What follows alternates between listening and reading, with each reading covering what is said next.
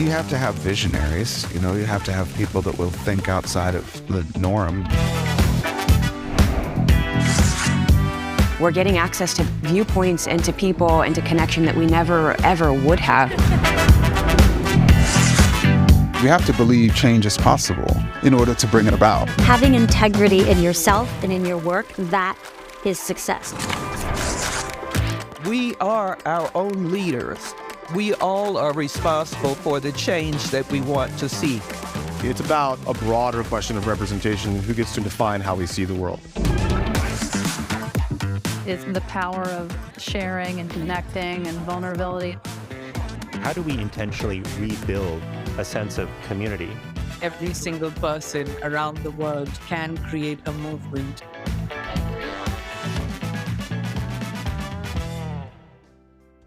Please welcome Atlantic Senior Vice President and the General Manager of Atlantic Live, Candace Montgomery.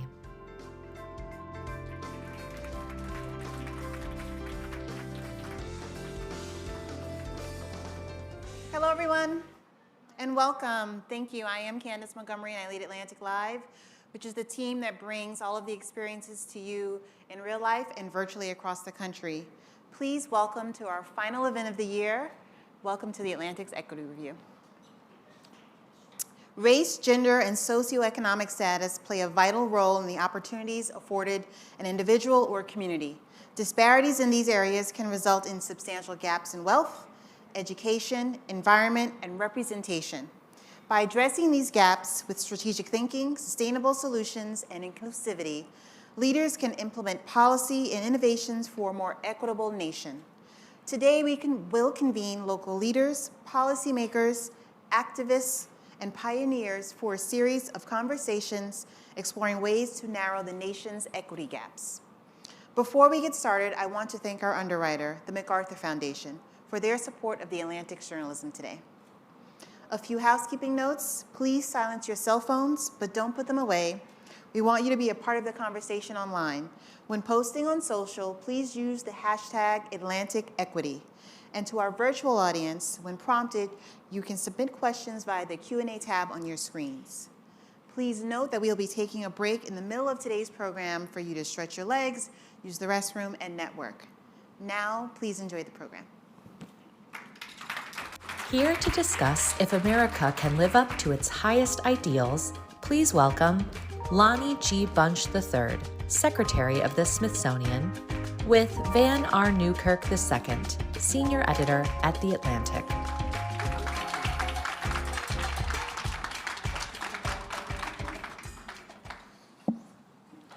Well, thank you all for joining us early on this cold morning in D.C.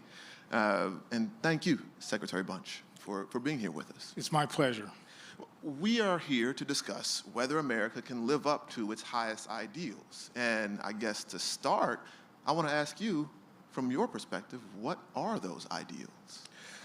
I think the great strength of America is, if you look at our founding documents, they really are the kind of beacon that everybody has used. The notion for me is America's goal should be freedom and fairness. And so the notion is, how do you, regardless of what period you were trying to affect change, how do you push America to be more freer and more fair? To me, that's the promised land of equality. What is the role of the Secretary of the Smithsonian in pursuing those ideals?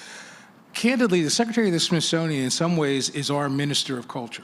And so what I believe very strongly is that the Smithsonian's role is to use culture, history, art, education, to both create international relations, but to really challenge America, to hold up America to a mirror that says, here's who you think you are, here's who you really are, and here's who you can really become.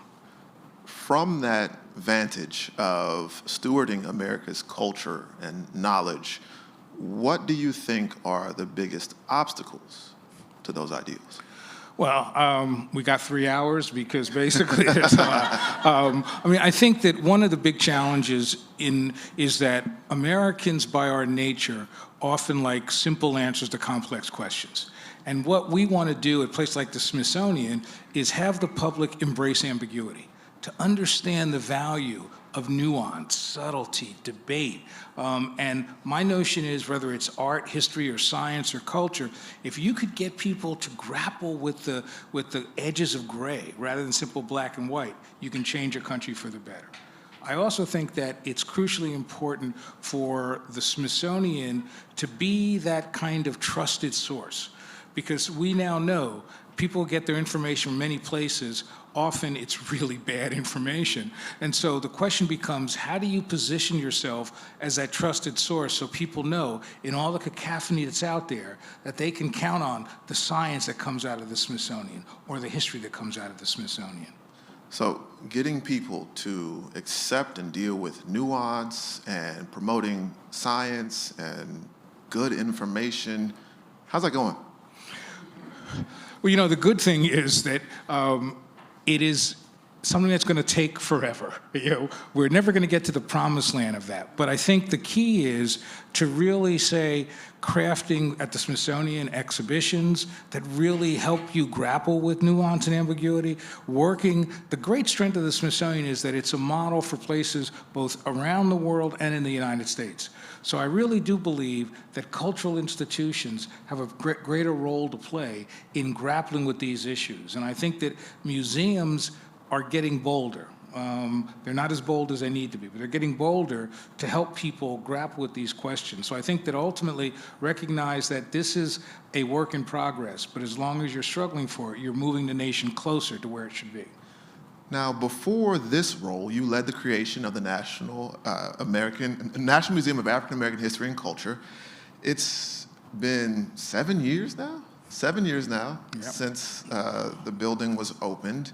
It's kind of hard to imagine now the Smithsonian in DC without it. It feels like it's kind of the heart of the thing.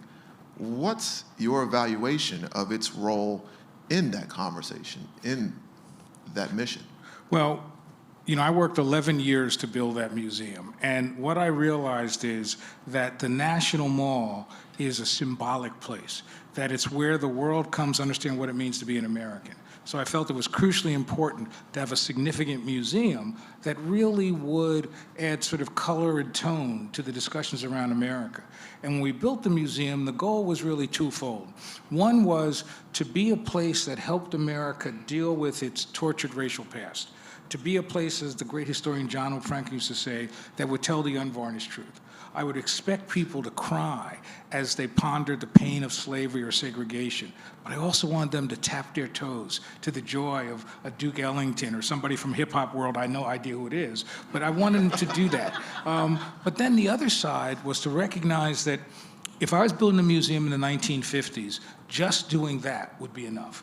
But the reality is that African-American culture is too important just to be in the hands of African Americans. So the goal was, how do you craft a museum that makes sure that people realize that regardless of who they are, this is their story? That when you think about quintessential American values of education, of resiliency, of optimism, of hope, where better to look than the African American community? So the goal was to say, this is really a way not to simply say, here's a story by a community for a community, but rather it's a community story, but it's a nation's journey. And I think that's the great power of it. And I think that it's really become this unbelievably important symbol, especially at a time when people are saying we shouldn't talk about history. I told somebody the other day in Congress that, you know, the reality is, whatever you believe, that museum will be there to challenge, to prod, to tell the story as long as there's an America. As you just alluded, a lot has changed in those 7 years since the building opened. And I wonder, is the role of the museum slightly different now? I would argue the museum has always been a site of resistance, so that the role hasn't changed. But what has happened is that there were areas that we now fight over that we didn't expect to fight over. You know, the notion that somehow exploring African American history at a high school level is invaluable. So there were basic questions that we didn't expect. But I think that the great strength for me is that it's there to be able to challenge that. Because I think that the most important thing is to be able to articulate clearly why these histories are so important to this nation, so that you begin to counter those who immediately say, these are stories that are better left forgotten, these are stories that don't have a contemporary resonance. But the reality is, as a historian, I know that we are profoundly shaped, just like we're all comfortable now saying we're shaped by our grandfathers or grandmothers' DNA, we're also shaped by the history they experience. So therefore, it's crucially important to understand that that history is as much about today and tomorrow as it is about yesterday. Now, you come to this role in a time when I believe the role of museums in society is being questioned and changed, and now artifacts are being returned, and museums are looking for more community participation. How do you navigate that at the head of our oldest museum system? Well, I think, first of all, that a lot of these were the issues that shaped my career, right? That basically arguing that when I got involved in museums, museums really weren't interested in being part of a community. They weren't really interested. They were interested in sort of being that city on the hill, and if you came to it, great. And if you didn't, you're out of luck. But I've been fighting my whole career to say that museums cannot be community centers, but they have to be at the center of their community. And so I think that I begin to see that change. I think the other issue is, though, for me, at the Smithsonian especially, is museums need to model the best ethical behavior they can. So much of what museums have done has really been driven by an arrogance of scholarship and not really caring about the impact on other people, other communities. And so for me, it was really important to say, how do we return the Benin bronzes that were really stolen and return them back to Benin? Or how do I make sure that once I discovered the array of human remains in the Smithsonian, to basically say, how do we return all those remains that we don't have the right to have? So for me, and I know this challenges some of my staff, but to me, it is scholarship is equal to ethical standards. Scholarship does not trump ethical standards. And that's why it's really important for me to make sure that institutions feel comfortable saying, there were mistakes that we made. There were people who believed in certain things we no longer believe, and it's not enough to just say that. It's enough to return things and make sure that you are modeling the best behavior you can expect. You all should, yeah, that's an applause line, I feel like. Good, I was wondering if anybody was out there. It's early, it's early. Get the coffee in. But as you all came in, you probably saw stacks of the December issue of the magazine. It's red, you can't miss it. It's got Frederick Douglass on the cover. I think it's a wonderful issue, and that's not just because I edited it. But you did a great job. Well, thank you, thank you. But one of the things that kicked us off on this was talking to you, Secretary Bunch, about what we needed to do to think about recontextualizing Reconstruction today. Can you tell us about your essay that you wrote, your wonderful essay that you wrote for us? Well, I think that when we began to talk and recognize that how important it is to both help the country grapple with history, but how important it is to look at Reconstruction itself, to look at that moment that was one of the most transformative moments in American history. For 4,000 formerly enslaved people have to begin the journey for freedom. And what does that mean, not just for them, but for the nation? And for me, it was really an opportunity to say, candidly, to counter one of the things that always bothered me when I was building a museum. There were many people who would say to me, whatever you do, don't talk about slavery. You know, it's kind of embarrassing. I had African Americans tell me that their family, they were embarrassed by it. I had others saying it didn't matter. And what I realized is when we looked at Reconstruction, we were able to actually humanize the enslaved. We were able to look at those stories from the Freedmen's Bureau, and suddenly they're not enslaved people.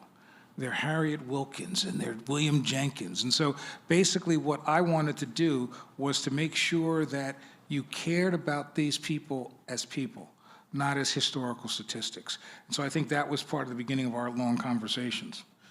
You wrote about your use of the Freedmen's Bureau archive. What did you find in that archive? Well, you know, I'm like, you know how like the shoemaker's kids didn't have good shoes? Well, I was like a good historian, but I never did my own family history. And I was doing work on how the museum should interpret slavery and freedom. And I was in the National Archives. and I was looking at the Freedmen Bureau paper. This is the bureau that was created in 1865, whose job it was to assist the transition from slavery to freedom. And as I'm looking at this material, there are millions of documents, and I thought maybe I could find something for my own family. And so I knew that part of my family was from Wake County, North Carolina, and so I looked. And I thought, I'm never going to find anything. And then all of a sudden, I found a document from a woman named Candace Bunch, who is the oldest member of our family that we knew. And what happened is, so first of all, I'm just stunned. And I'm looking at this document. It talks about how much money she made for picking cotton or for cleaning the house. But on the back, it mentioned how much money she spent for certain objects. She spent money to buy cotton, and she spent money to buy soap. But then I saw that she spent 60 cents, which is more than one day's work, for cookie tins. Now, my earliest memory is being a 4-year-old kid in New Jersey, and my grandmother would bake cookies in the shapes of stars and hearts and moons in these old cookie tins to convince me to nap. When I saw that, I started crying in the National Archives, because I thought to myself, were the cookie tins that my grandmother used the tins that this woman worked so much to get? And even if they weren't, the notion that maybe that began an idea in my family that no matter how tough times are, make sure the children find joy. And so for me, that got me into this. And I thought, well, if I discovered so much, why not do this for everybody? So we really created a kind of digital portal, because the Freedmen's Bureau are great records, but only scholars look at them. They're hard to get at. They weren't in any kind of real order. So what we did is we actually digitized millions of documents and created a portal that you can go in and type your family name, and up will come documents that relate to your family. So it's both about helping people discover who they are, but for me, most importantly, humanizing the enslaved, caring about their stories. And when you read these stories they experience, you cannot be moved by this inspiration, by the strength, and by the challenges they faced. You've got to believe that you could make a country better after reading what they went through and reading how they believed in an America that didn't believe in them. But they, more than anything else, said, how do we help America live up to its stated ideals? That's the power of the people in the Freedmen's Bureau.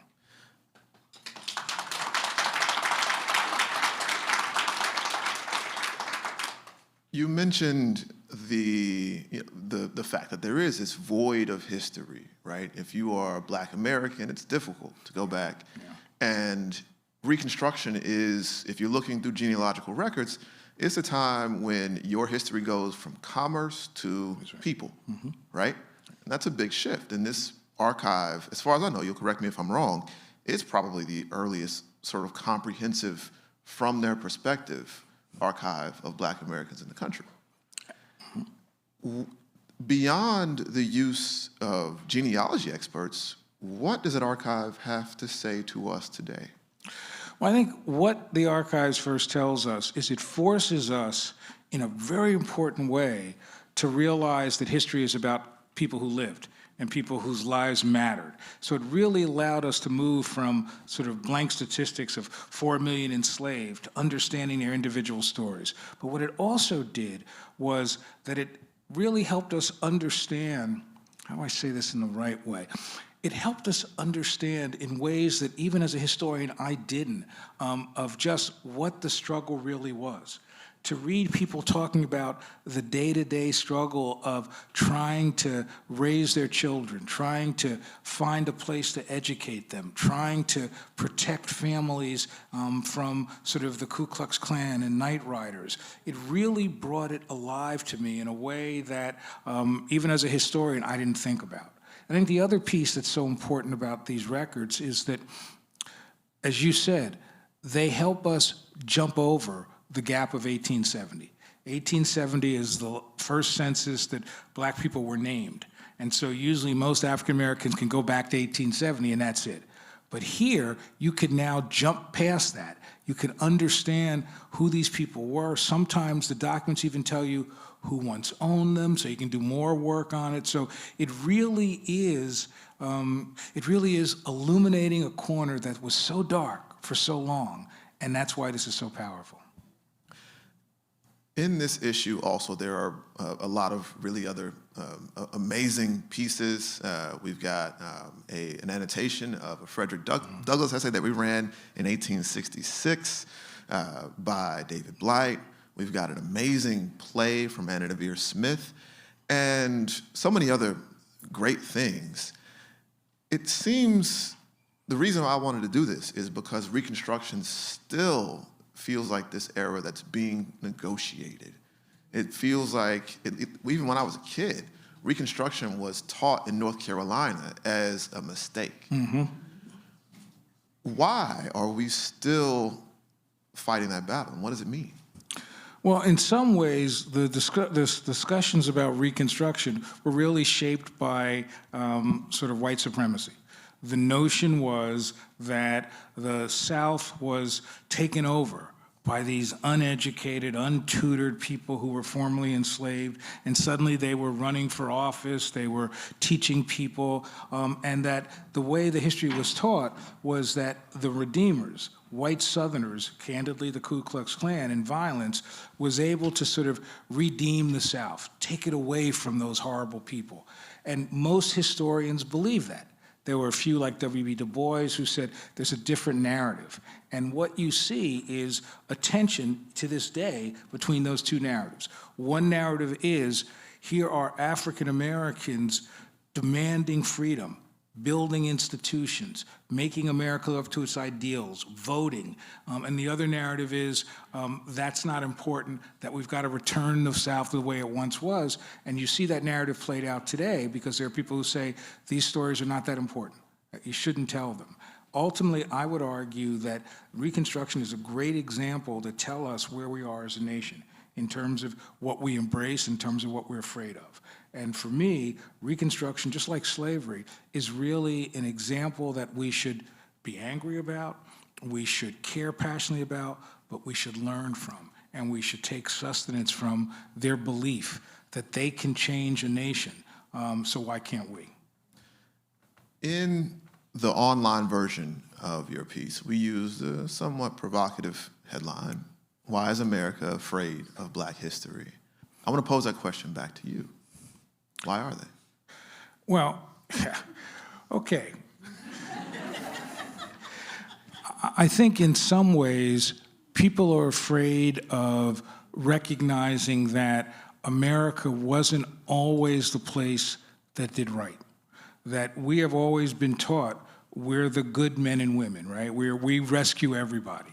And the notion of saying there's an equal part of America that really was built on the backs of other people, that really was not the kind of America that you have in your founding documents. And that meant that people were going to have to say, wait a minute, there's a little more ambiguity here. And we wanted a simple answer. And that's why you hear so many people saying, it's about the Constitution.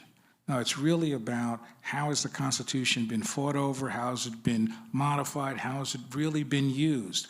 And I think the power of Reconstruction, the power that came through these documents, is that what all those people are simply saying is, make good the promises of your Constitution. That's all we're asking you to do. And that simple statement scares the heck out of people, because it means you're going to have to admit wrong, but you're going to have to change. And I think the other piece is that running away from history is something that Americans have often done. This is not new. Americans have a narrow view of history, and most Americans are ahistorical, right? And so I think that this is really a moment where it's also used around, candidly, issues of race. It is a code word to say, I'm worried about African-American issues. I'm worried about America that doesn't look like the America that I want. And so I think it's also a code word for people saying, how do we prevent the changes that are coming in a way that would allow us to keep the myths of the America we loved? As we put the issue together, one thing that we were tightly aligned on was making this something that could be educational, that could be accessible to teachers, to children in school. And I think about that a lot now as somebody who the things I write might be banned in the schools I grew up going to. That's right. For you, as a historian and as a steward of America's public history, how do we navigate that world in which we need to preserve and promote this history, and yet there are more challenges than at least have been in my lifetime? Well, I think first of all, it is really making sure there's amazing scholarship we can draw from, right? Because the whole notion is that, oh, that's not accurate. Well, what's wonderful is that over the last 30 years, African American history has been the most vibrant field in the academy.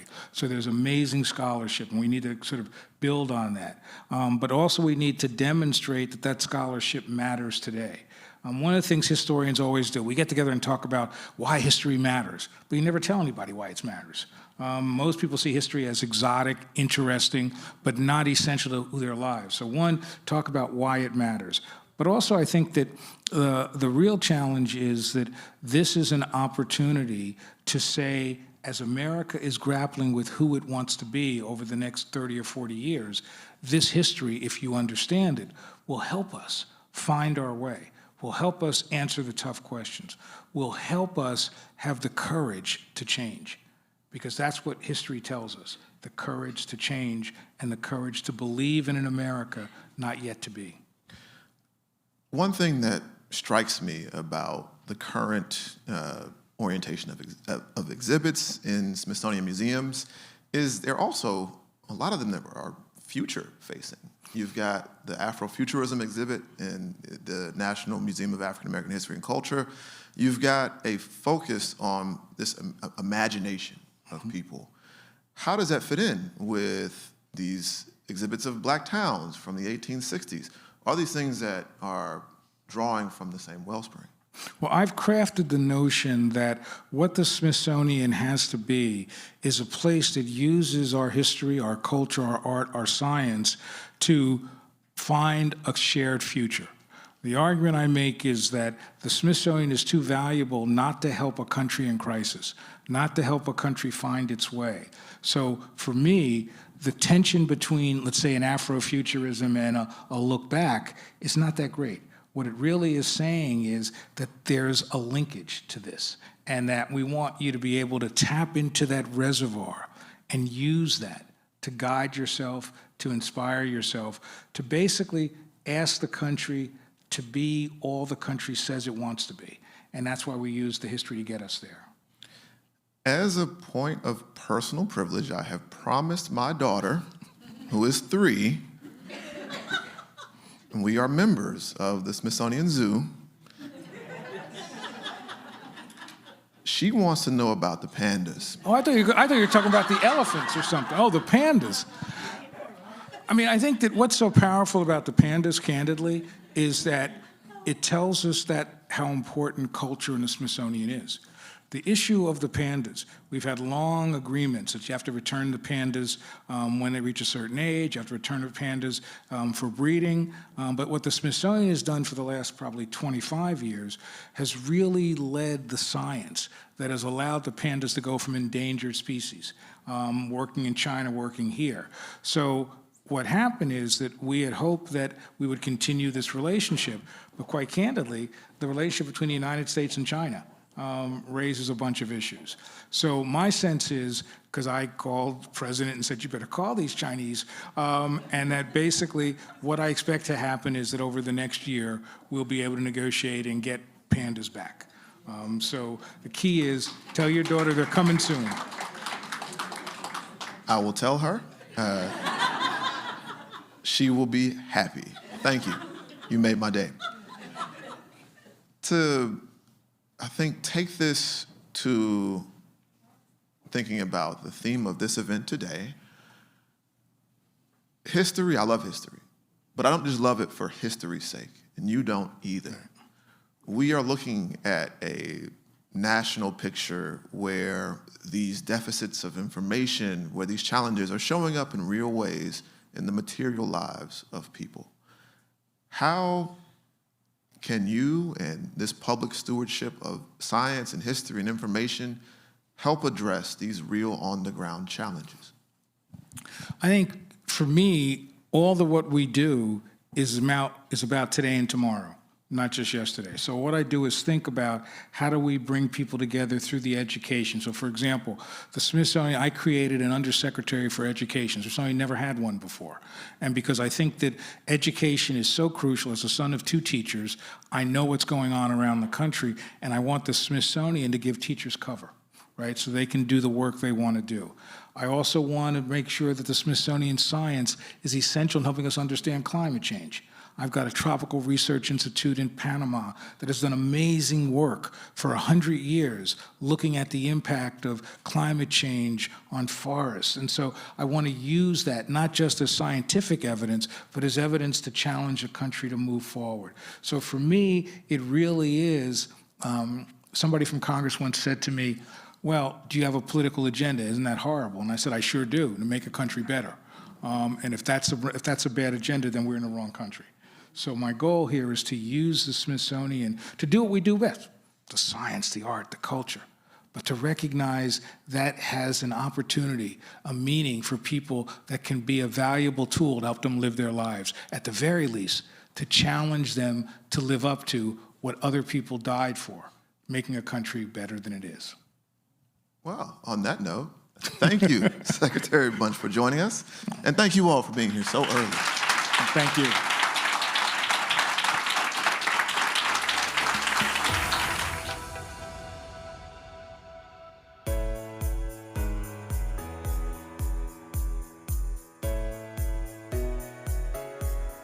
And now, to discuss Starting at the Source, Addressing Inequities in Education, please welcome Miguel Cardona, Secretary of Education, with Adam Harris, staff writer at The Atlantic.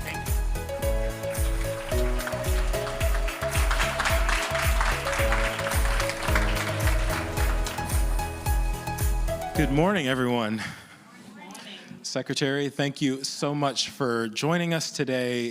Guess we can go ahead and jump right in. A couple of weeks ago, I was down in Mississippi, and since then, I haven't been able to stop thinking about the, supposed Mississippi miracle, right? The increase in test scores from 2013 to 2019 on the nation's report card.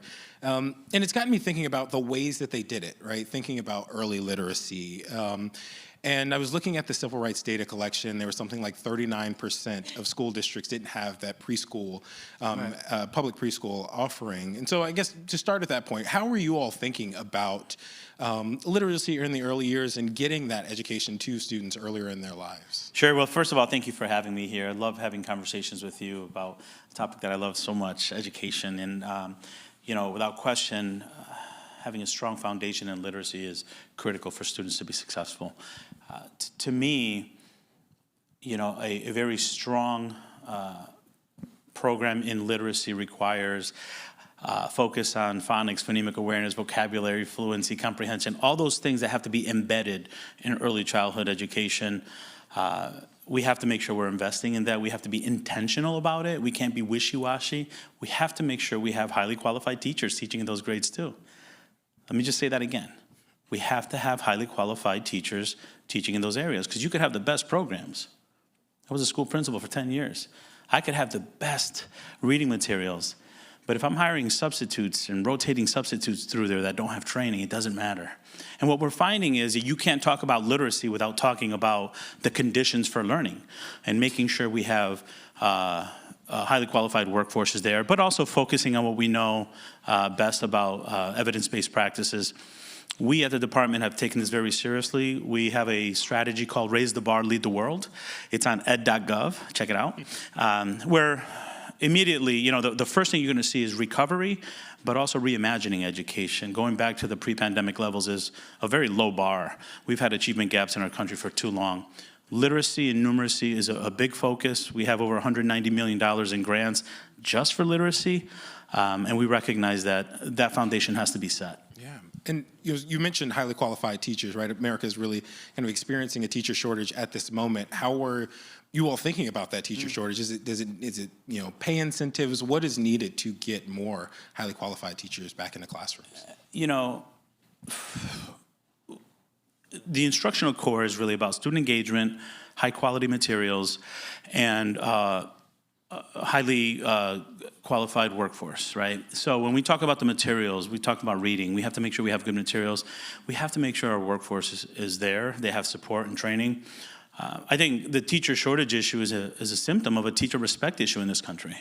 And part of our plan includes dollars for Grow Your Own programs, for incentives. You know the historic $130 billion in the American Rescue Plan prevented us from being in a worse position. I think we're recovering for the most part the number of teachers that we lost during the pandemic, but we have to do more. Across our country, teachers get paid 24% less than someone with a similar degree. So we're working with governors to help them understand that that's an investment in their students. And we're doing programs to do that. We're really bringing up what I call the ABCs of teaching. You know, making sure teachers have agency. We're treating them like the professionals they are. Better working conditions, which means, you know, when you're a classroom teacher, I'm sure everyone in this room knows someone that's a teacher. One of the things they'll tell you is that I love teaching, but I'm also the school social worker. I'm also feeding the kid when they're hungry, and which is all important.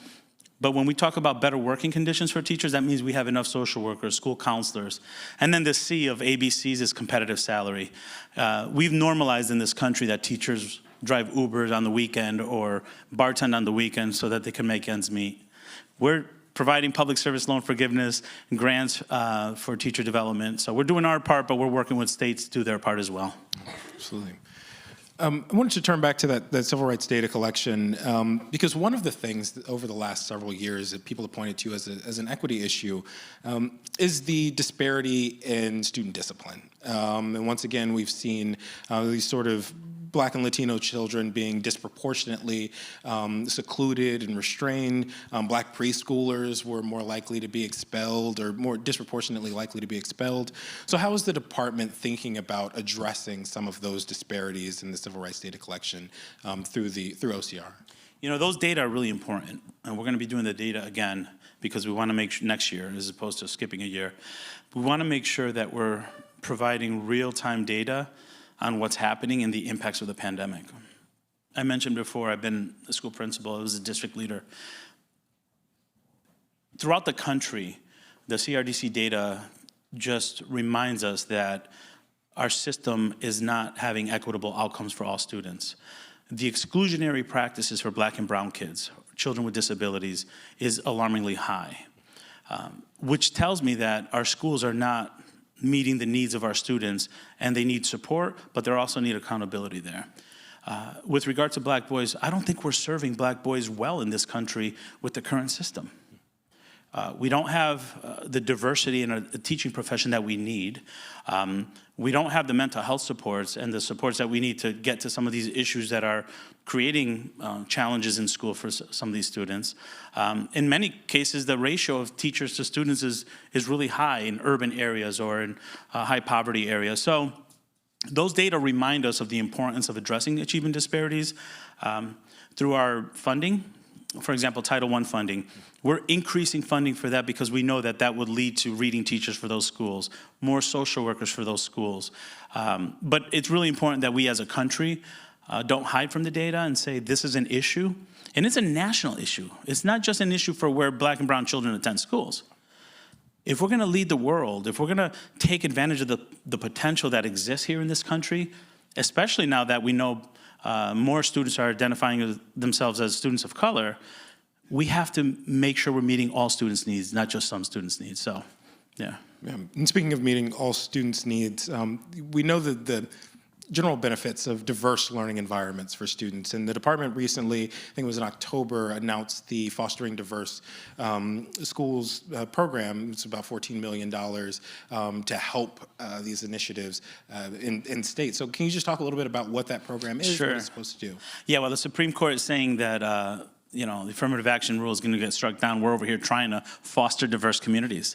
We know children learn best when they're learning in an environment with students that come from different backgrounds, that have different perspectives. That, to me, is one of the benefits of schooling in the United States. We're learning with people that are a little bit different, and I think that makes us stronger.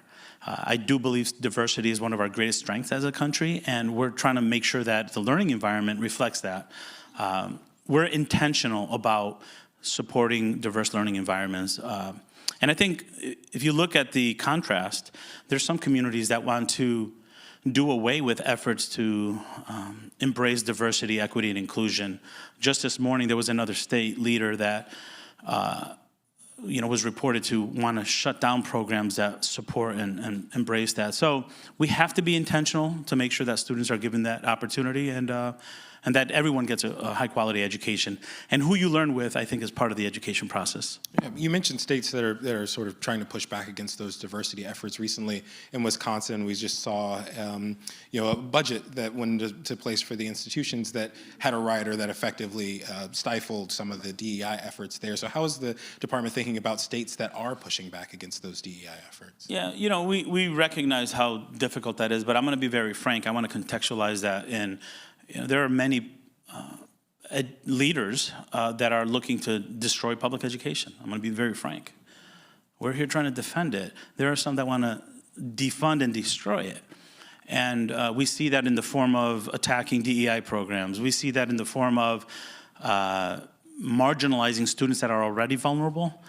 We see that in the voucher programs that are disguised as scholarships that are going to take dollars away from an underfunded public school where the teacher's starting salary is $39,000 and they have to get a master's degree, right? Mm-hmm.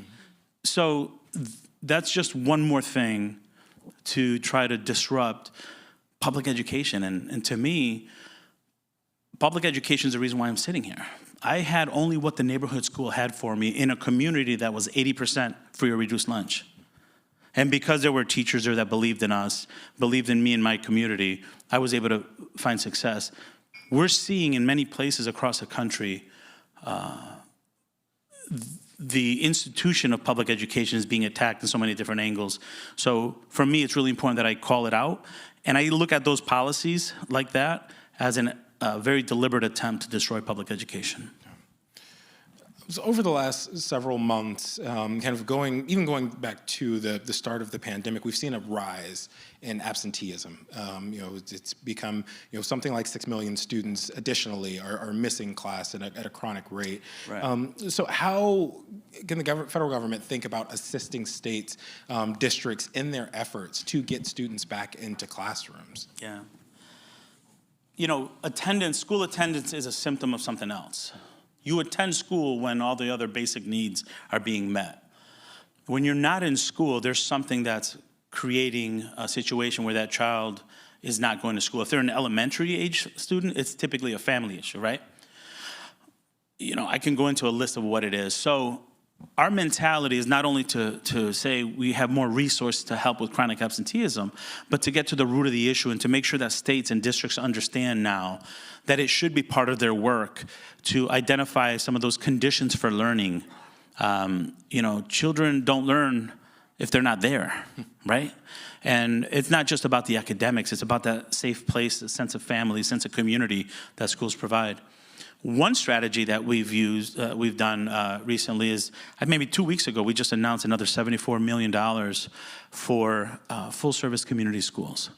Now, full-service community schools, if you're not familiar with it, provide support and resources for basic needs. For example, there are some schools that have dental clinics there, because if a kid has a toothache, anyone here ever tried going to work with a toothache? So imagine if you're 7 and you don't have access to a dentist.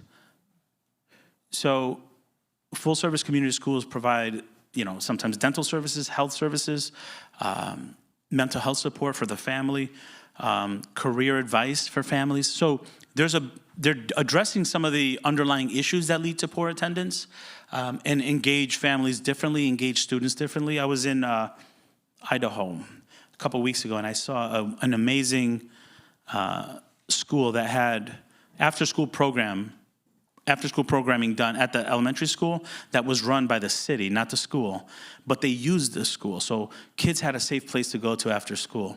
We're funding programs like that. We're creating the culture that it's all of our responsibility, and we're working with community partners like the Boys and Girls Clubs, the YMCAs, to be partners in that process.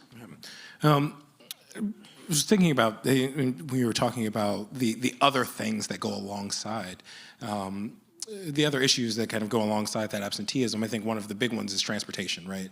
Where the nation's experiencing it alongside this teacher shortage, bus driver shortage. Recently in Virginia, right, one school district didn't have school for the day because they didn't have enough bus drivers. Is there a sort of grant program that can go towards that? How are you thinking about that bus driver shortage as well? In my hometown, there was a strike at the beginning of this year.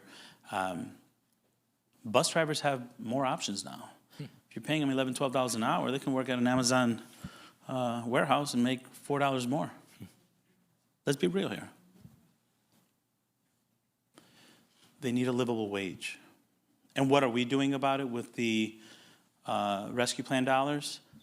I knew districts that use that money to help provide an incentive to get bus drivers back behind the wheel, to make their annual contract better.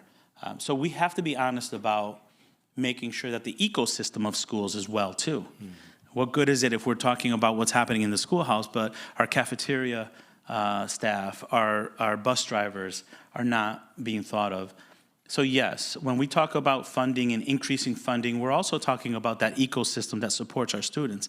Let me tell you right now, the relationship, I mentioned bus drivers because, the experience that I've had with bus drivers over the years, they are in many ways an extension of our school. They are the first person that the kids see.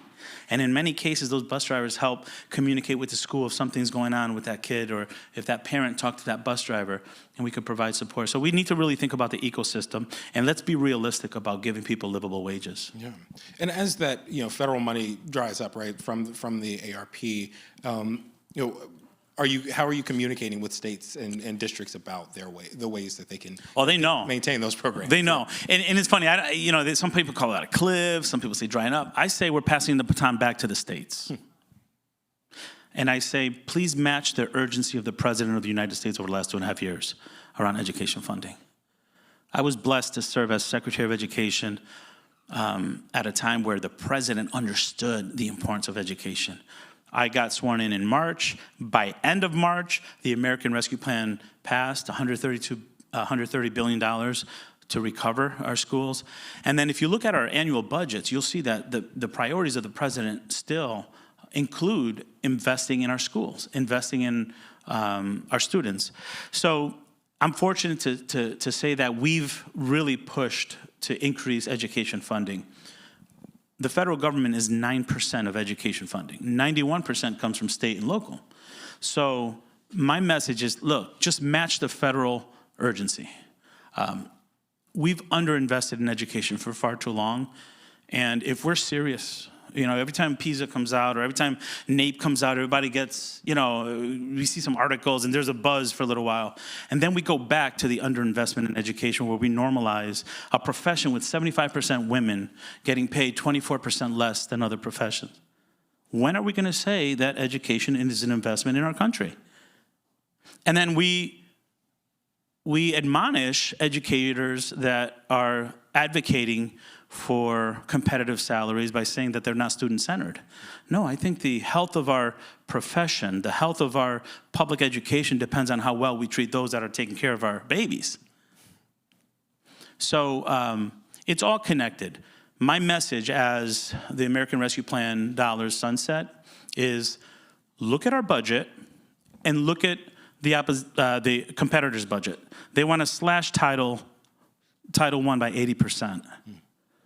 Okay, so we're fighting to make sure that we're providing support to address inequities, to address exclusionary practices for black and brown boys. We're fighting for funding for that, but we also need the same level of urgency at the state level, at the state legislative level, and with mayors. And we are taking a very direct approach, communicating with governors directly, state legislative leaders. I was at a meeting with them yesterday or the day before, and with mayors to make sure that we share what resources are available, we provide technical assistance where needed, but we also share the urgency of saying, look, we didn't get to this overnight. If we're gonna be serious about leading the world and giving our kids an opportunity to be successful, we gotta work together and we gotta raise the bar. Absolutely. You talked about affirmative action a little bit earlier. We're 6 months or so after the decision at SCOTUS. Several of the outstanding issues still remain. Some institutions still have legacy. Some institutions still have preferential treatment for donors' children and children of faculty members. And we also know what has traditionally happened when affirmative action programs have gone away, right? We saw it in California. We saw it in Michigan. How is the department monitoring, this next year or two of college admissions at these highly selective institutions in the ways that their Black and brown enrollments may ebb? It took, I think, like an hour after the decision was made for us to say we're going to step up and we're going to issue a report on best practices. We're going to communicate what the Supreme Court decision says and what it doesn't say. We see some folks wanting to extrapolate what they're saying. And we didn't waste time reminding folks how important it is to embrace the diversity in our country and make sure that our universities reflect the beautiful diversity of our country, that we have an obligation to do that. I have to say I've been impressed with leaders from colleges across the country in their efforts to be intentional about recruiting students differently, about an admissions process that is more open, where students could share how they've overcome adversity, students who add tremendous value to the university. We're increasing data, so we know now legacy admission data, which is something that was never done before. So we're paying attention to it. We're lifting up the data sources that we need to lift up, and we're holding presidents and boards accountable for good leadership, which includes ensuring that there's a diverse group of students entering their schools. Because the alternative is saying that Black and brown students shouldn't be going to college and that they don't have what it takes. So, I do believe in my conversations with university presidents, everyone agrees, even the Supreme Court said it. Diversity does enhance the learning experience. We're really coming together around how do we do this better? And let me be honest, even with affirmative action, we weren't doing great. So this is an opportunity for us to really step it up, identify best practices, and make those practices common throughout the country. Absolutely. And speaking of sort of diverse institutions where Black and brown students have historically gone, a couple of months ago, you and Secretary Vilsack sent letters to states that had underfunded their HBCUs. What was the sort of idea behind the letters, and where do things stand now with conversations with those states? It's important that when we talk about HBCUs, we recognize what we're trying to do here. So not only did this administration provide more funding for HBCUs, over $7 billion in the last 2.5 years. We know they punch above their weight. We're also listening. They have a seat at the table, and we're having authentic conversation around what the challenges are. One of the things they told us is, look, we don't have science labs. We want to compete for these grants. We want to compete for these contracts, these huge contracts, but we don't have the facilities to be able to do the research that's needed to get these contracts. Their infrastructure has been neglected. Decades of underinvestment. So we heard them, and we gave flexibility with ESSER dollars to them so they could use it on infrastructure because we heard them. We also heard them that, the state didn't keep their end of the deal when the Morale Act was signed about matching dollars for the land-grant university and the HBCU. That didn't happen in this country. So when having conversations with HBCU presidents, students, and groups that represent them, I felt an obligation to put it out there.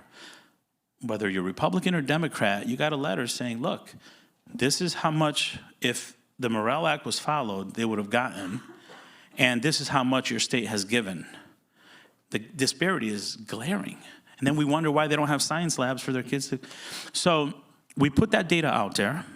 We gave a recommendation on how to start closing those gaps. And we offered support and assistance to each one of those states to say, we can work with you to try to make them whole.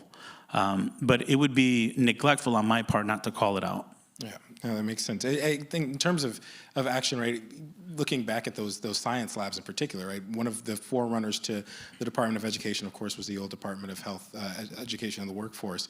And I guess it was 1979 when they sent one of their investigators down to North Carolina, and he was looking at these autoclaves, right, high-tech pressure cookers they use to sterilize laboratory equipment.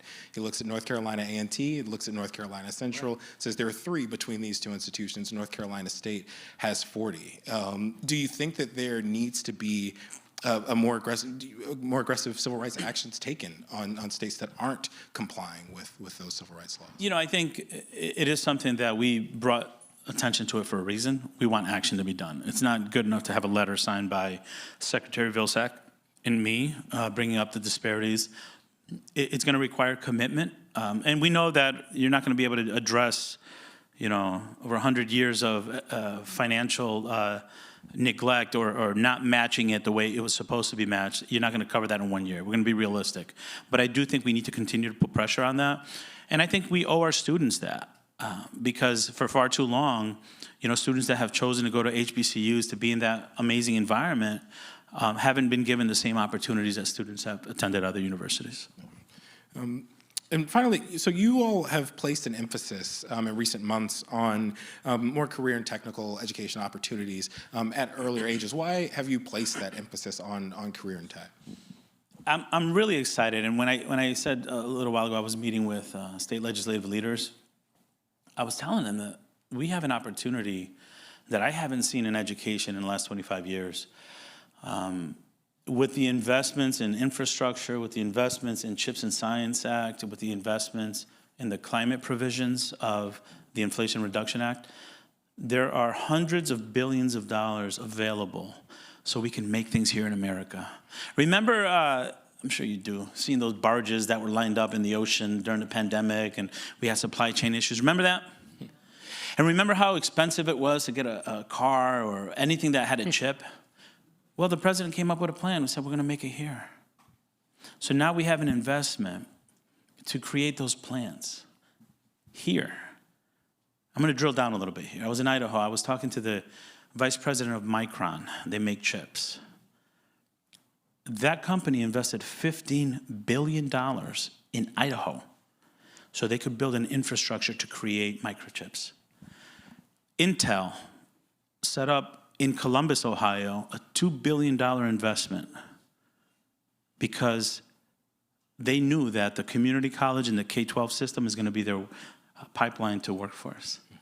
That's happening across the country. So when I say there's an opportunity here and why I'm talking about CTE is because you can graduate from high school, be credentialed, or go on to a 2-year program and start at $80,000. Teachers in Ohio start at $39,000. The challenge we're going to have is keeping teachers to teach these kids that are going to make $80,000 at 19 years old. That's real. So we need to start earlier because our schools are designed the way they were 2 pandemics ago. We're in rows facing forward. We need to get our kids out exploring some of these career opportunities. And I'm a Connecticut native, so when I talk to folks, I try to be like really like, you know, here's an example. So in Connecticut, the Groton Submarine Base has contracts. They have 7,000 openings. All right, some of those positions are welding. Now you might say, oh, you know, maybe this kid doesn't want to go into welding. That's fine. You get a credential in welding, you could start at 70, 75 a year, which is like a mid-career teacher in Connecticut. You go on to a 4-year school and you learn how to code. And now you're not welding, you're controlling the machine that welds. You're making well over $100,000. And in many cases, the employer will pay for your college.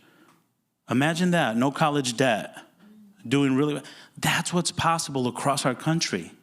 And if we don't evolve our K-12 systems, our 2-year colleges, our 4-year colleges to connect with our workforce partners, we're going to miss an opportunity. When I say raise the bar, lead the world, it also means we got to innovate. And we have to make sure we're continuing to lead. Education, we talked about reading being the foundation. I totally agree with that. But our K-12 education system has to be the foundation of our country's development.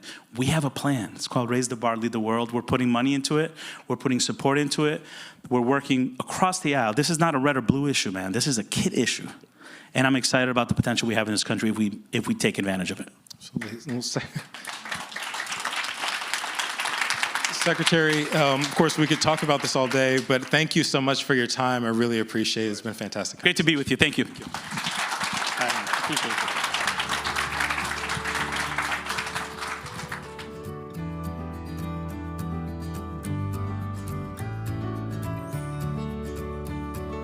For a conversation on investing in expansion, public safety is more than policing, please welcome Greg Jackson, Deputy Director of the White House Office of Gun Violence Prevention, Angela Simpson, Chief People and Equity Officer at the D.C. Metropolitan Police Department, with Bhumika Tharoor, Managing Editor at The Atlantic.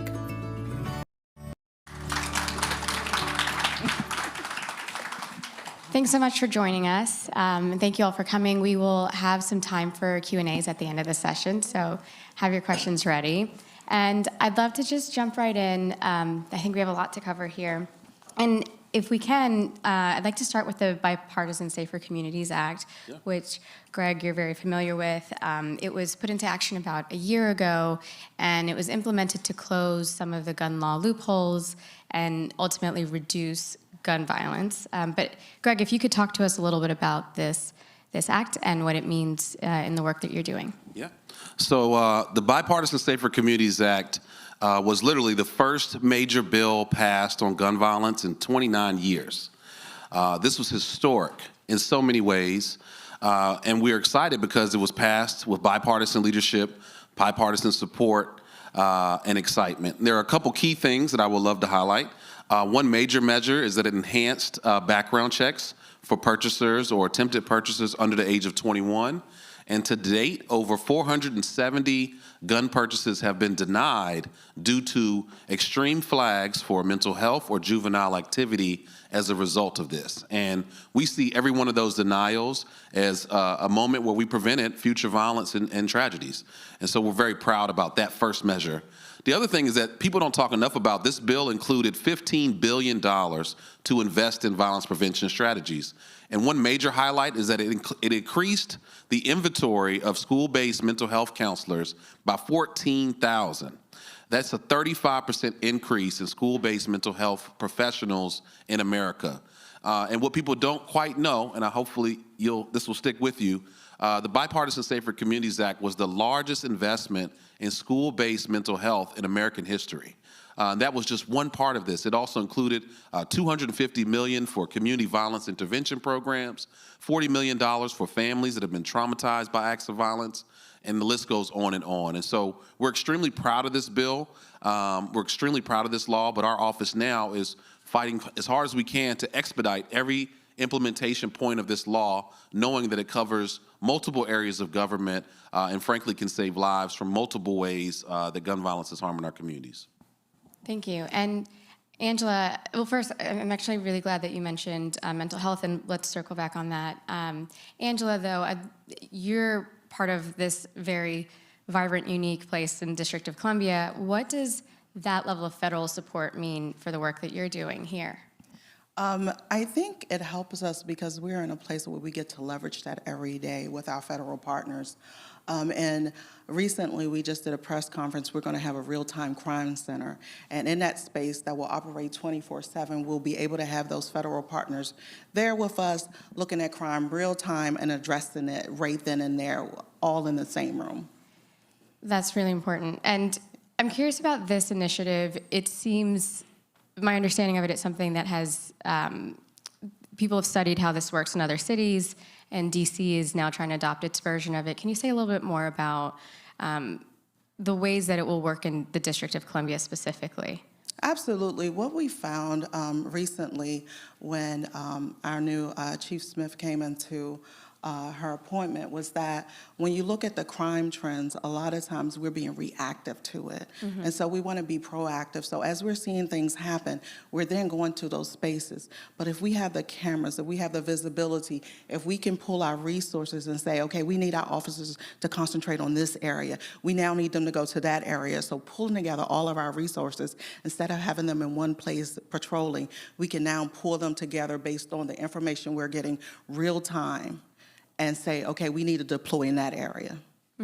And when we talk about gun violence, it's such a sweeping issue. It includes mass shootings, it includes gang issues, suicide, accidents. And so because there's so many facets to it, it can often be hard to diagnose the core problem here. So Greg, can you tell me a little about what is the root of gun violence in your work, in your perspective? Yeah. So it's important to just remember that this is the #1 cause of premature death for all youth in America. Gun violence is also the #1 cause of premature death for Black men, the #2 cause for Latino men and Black women. And when we look a little bit deeper into what this issue is and how it's playing out, the big drivers are actually not gangs and crime. The big drivers are suicide and what's called community violence, which is violence between two people who know each other but are not necessarily family. And another major driver is domestic violence. And so we're watching this, we're seeing this, and as we start to think about how we address gun violence, we have to look at this more as a public health crisis than a crime crisis. And that really requires a public health approach. Thankfully, the president agrees, and on December 21st of 2020, he was the first president in history to recognize this as a public health crisis and start to build out an all-of-government public health approach to this crisis that looks at the risk factors, the root causes, and how do we intervene and prevent violence, not just enforce and crack down after the crime has been committed or the life has been lost. Another major thing to recognize is that, especially in Black communities where the media paints a certain picture, we're seeing that around 89% of homicides are not connected to another felony crime. And so most of these incidents are moments of passion or moments of crisis where folks have access to a firearm. And the same thing with suicide. We're looking at people who are in crisis, who have easy access to firearms. And even with mass shootings, we're seeing the same story. Individuals that are in crisis, whether it's mental or emotional, and they have access to firearms. So a lot of what we're doing as a White House is looking at, one, how do we help address and reduce the likelihood of individuals getting to that moment of crisis?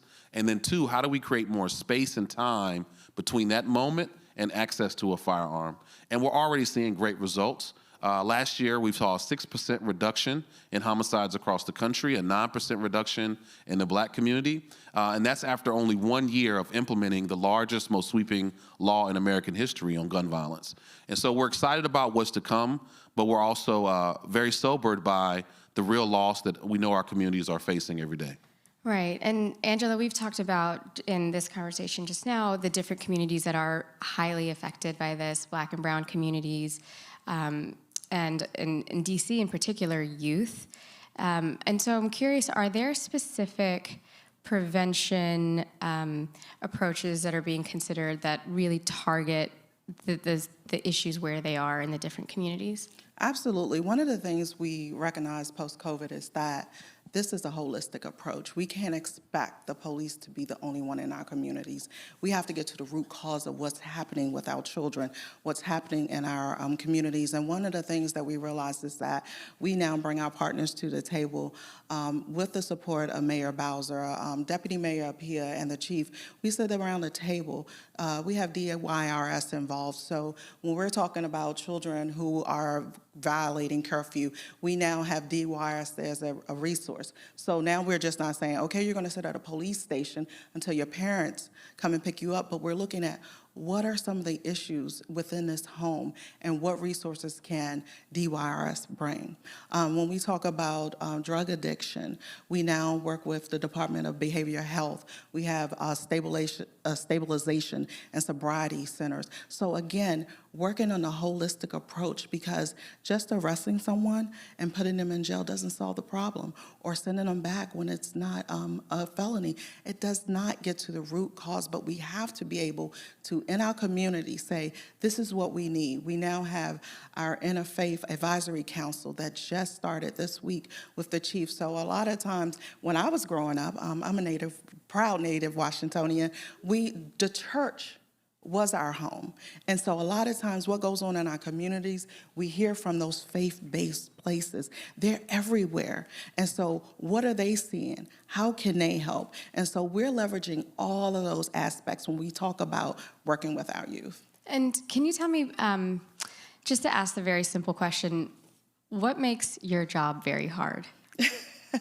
Oh, gosh. How much time do we have? Like I just said, I'm a proud native Washingtonian. I have 2 Black young men who are living and working in this city. So I'm passionate about the work that I do. What makes it hard is there's a balance because in this day, a lot of time you see the negative things that happen with the police, but I know these people to be mothers, fathers, brothers, parents. And guess what? When COVID was going on and when things happen, they get out of their bed every day and they come out and they take care of our communities. But when you see them on the media, we sensationalize what's happening. And we're trying to get to the point where we tell our good stories. And so I'm a part of that. I also oversee wellness, which is a big thing. We now have a staff under the leadership of Dr. K, because we feel that if we take care of our officers and we make sure that they're well holistically, they're better able to go out and lead with empathy and serve our community. So that's one of the biggest things that I found the challenge is, how do we fight crime and take care of our officers? That's the one thing I find challenging personally. It sounds like we're all residents of DC, and so we're watching the trends, and it's concerning and alarming. And I think it sounds like both of you here take different approaches in the work that you're doing to combat and make this city, and also with your work, Greg, the country, a safer place. But I'm curious, Greg, can you talk to us a little bit about what inspired you to go into this work? And I'd love to hear about your story. Yeah, I'm not really here by choice. I'm here by circumstance. In April of 2013, while walking home throughout the Shaw neighborhood here in DC, I was caught in the middle of a crossfire and was shot, and the bullet that hit me hit 2 arteries and was near fatal. And I'll never forget that feeling of, being in and out of consciousness and not knowing if I was going to make it, and arriving at the hospital looking for help. And when I got there, I was met with investigators, and I was interrogated about my innocence. While I was fighting for my life, I was also fighting for my innocence. And that was a traumatizing, challenging moment. The second big thing was, frankly, turning on the TV, and I was shot days after the failed Senate vote to expand background checks, and watching leaders in our country and elected officials refuse to take action and make excuses about why this wasn't the time, why this wasn't a priority, and why there are other solutions that we should explore. And laying in the hospital and watching that really lit a fire in me to pour my energy into this issue and make sure that no one goes through what I went through. Unfortunately, a lot of other folks have gone through this. Since I was shot, nearly 1 million people have been shot or injured by gun violence.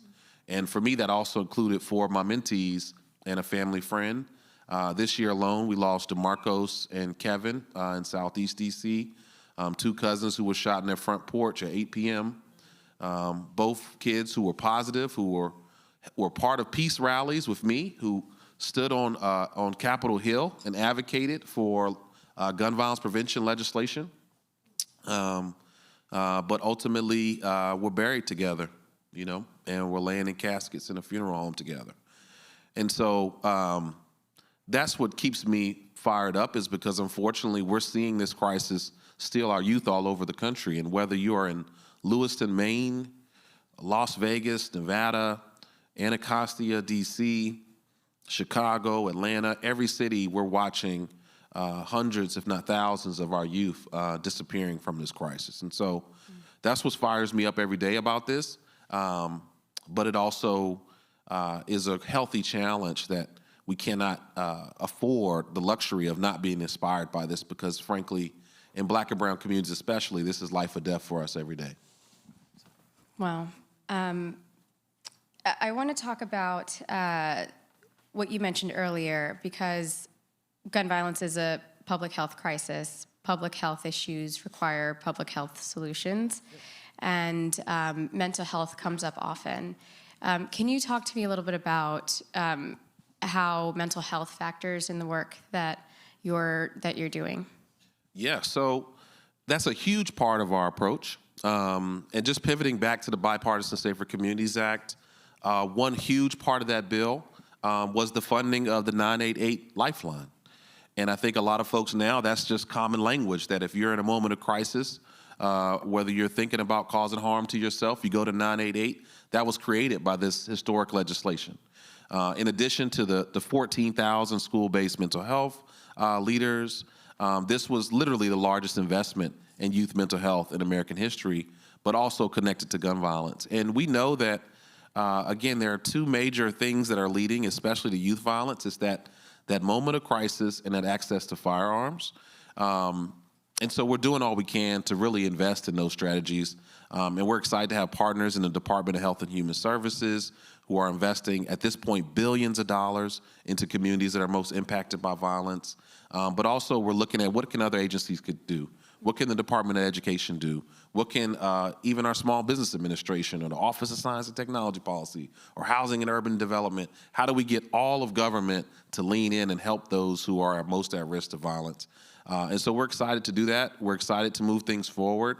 Our office has already pushed out around 80 different executive actions that we are partnering with agencies on. And so we're fired up to, for once and for all, create an all-of-government approach, just like we did with COVID-19, just like we did with automobile accidents when that was a public health crisis, and just like we're doing across the country with the opioid crisis, where everybody has a part to play, and that's what the White House is ushering in on gun violence. And Angela, I'd love to hear from you as well about how you all are factoring mental health issues into the work that you're doing. Absolutely. As I spoke about earlier, we have partnered with the Department of Behavioral Health for a co-response team. And so we have officers who are dedicated to the work of when we're responding to mental health consumers, we have that partner, that person who's trained in mental health behaviors to be able to address those needs, not just, again, when we talk about we're there to enforce the law and to provide safety, but now we have people who are trained to deal with those crises and those people in our communities that are in crises. And even with our youth, we have a youth family services division that deals with them as well when we talk about our youth. So they provide services before, after school, and on the weekend. And so addressing those needs as we see it, because again, we have to look at holistically, not why they're committing crimes, why are they out on the street, but what is the root cause? What is happening in their communities? What's happening in their home? And so we have started partnering with them. They sit at the table every week and have conversations, and they have really committed to this. So we have a whole unit within MPD dedicated to co-response with the Department of Health. And in this moment, what would you point to as being maybe the single most effective thing, or the one thing you're most optimistic about when we're looking at specifically the DC crime crisis? What I'm optimistic about is the approaches that we're taking, because sometimes you have to think outside of the box.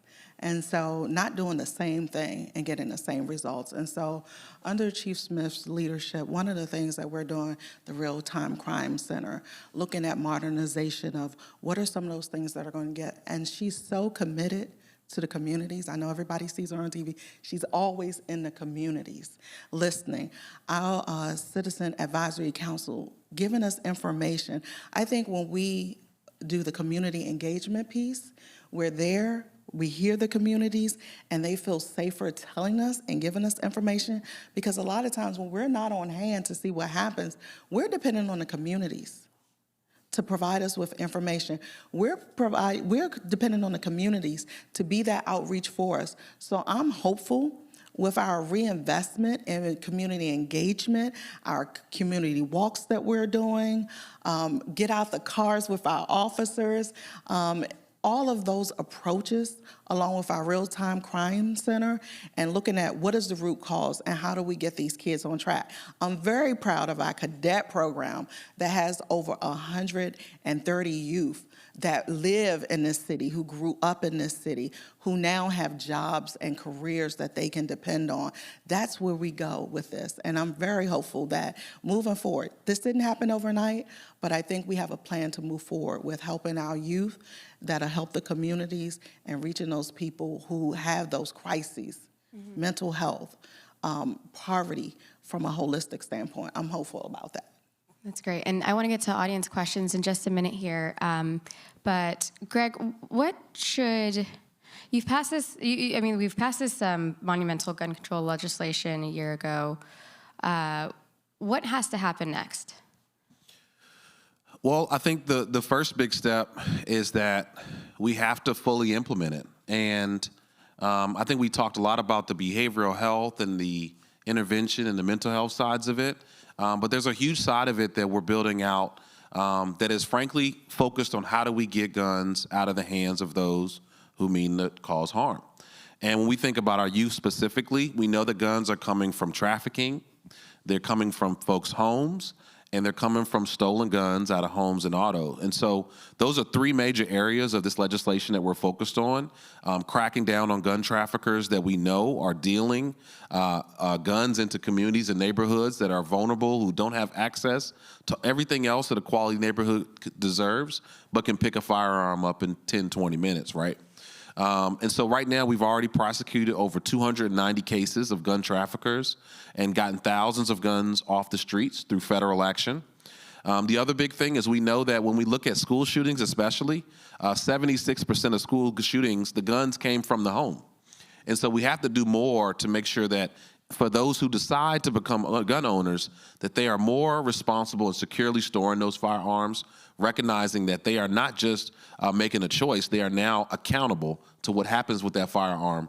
And just yesterday, we actually rolled out model legislation for states all over the country on how to create that higher level of accountability for secure storage through legislation in their states to echo what we're doing federally.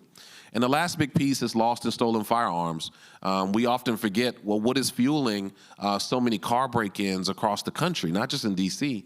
And what we're finding is that a lot of it is hunting for firearms. And folks do have guns in their glove compartments in Houston, Texas, and under their seats in Peoria, Illinois. And that's what's driving a lot of the auto theft. And frankly, it's putting millions of illegal guns into the black market. And so that's a huge area of emphasis. We also rolled out yesterday draft legislation on lost and stolen firearms. And so now implementation not only is focused on what we can do at the federal level, but pushing the states to follow through with policies and adjustments to make sure that what we're implementing federally can trickle down to cities and states all over the country. Beyond that, I would just say that the next big step is how do we build on those investments? We know that $15 billion sounds like a lot, but the crisis of gun violence cost our country $557 billion every year. And so we have a huge, huge cost that we're paying for every life that's lost. And so we want to build on that momentum and continue to invest in life-saving strategies. Thank you. We'll now pivot to questions. If you could introduce yourself, and I think we have mic runners who will approach. Good morning. Can you hear me? Yeah. Oh, my name is Cheryl Cashin. I'm a law professor and a contributing writer to Politico magazine. I want to thank both of you for being here. Many counties, as I know you know, in this country have declared themselves sanctuary counties, and even where they have red flags laws, like the sheriffs there won't even try to enforce that. And so, as you know, we have this political culture around guns that's really part of why we can't get common sense regulation or even enforcement. And I wonder how you feel about that and what we can do about that. Well, you were spot on when you said political culture, because what we're seeing is that over 80% of Americans believe in common sense gun laws. They believe investing in victim services. They believe in the mental health supports that we're fighting for. Right now, we're just not seeing the political action to represent what communities need and communities want to see. But I do think that's shifting. I mean, the Bipartisan Safer Communities Act had 13 Republicans that supported it. Our office in the White House, there was actually a bill introduced to defund our office, and 8 Republicans actually voted in support of keeping our office open. And then when we look at the state level, we're seeing a similar echo, especially in places like Maine and Nevada, where they've experienced these really devastating, high-profile shooting moments. And they're starting to see firsthand how bad these things can become when you don't take action. And so I think the trend is shifting. I even watched a Republican senator brag about enhanced background checks at a judiciary hearing a couple weeks ago.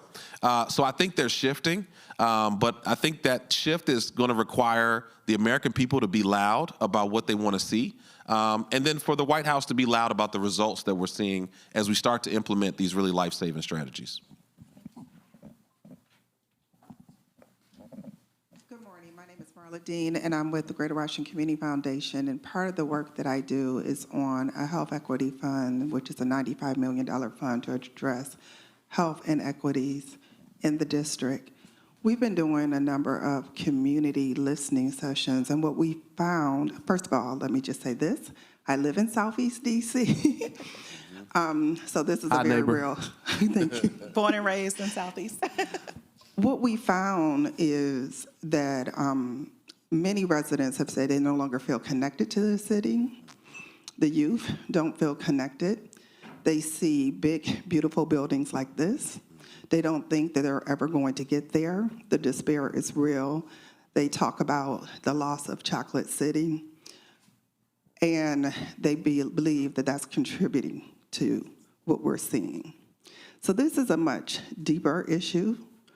So how do we address it from an economic mobility lens, from a community wealth building lens, so that everyone in this city prospers? And then lastly, for the last panel, I wanted to ask the question about girls. We're talking about boys, love boys, great father, great husband, great son, so I'm not against boys. But if you talk, I have to say that, but if you talk to educators right now, they'll tell you the girls are in crisis, specifically Black girls, and we're not getting a lot of conversation around that. So I just want to raise that. So let me, thank you for that question. Let me address your last inquiry. I oversee DEI for MPD. And so when we have the cadet program, a large percentage are girls.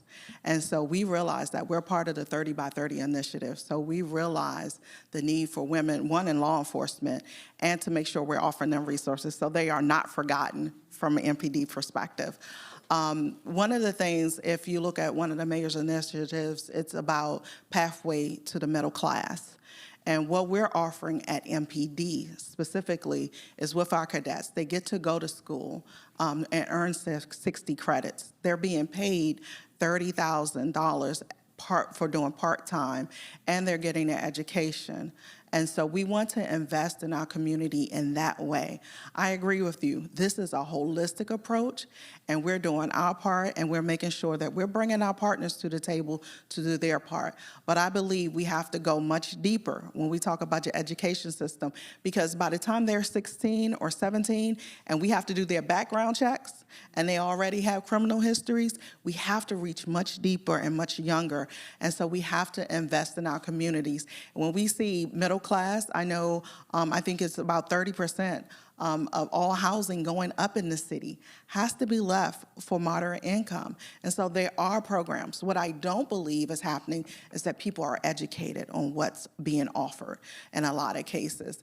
But my investment is always in our young people, making sure that they know what's available to them as far as what we offer at MPD, our Explorer program, and then our cadet program that will get them. They come out of the academy making over $60,000 a year, which is good. And when you talk about that career path for them, it's there. Our chief, our previous chief, Chief Conti, came from the cadet program to become the chief of police. He has a retirement and he still works for the FBI. So there's hope for us, but we have to make sure, as all of us invested in our community, that we make sure we're providing resources or at least know those resources. So I encourage you all to go to mpd.dc.gov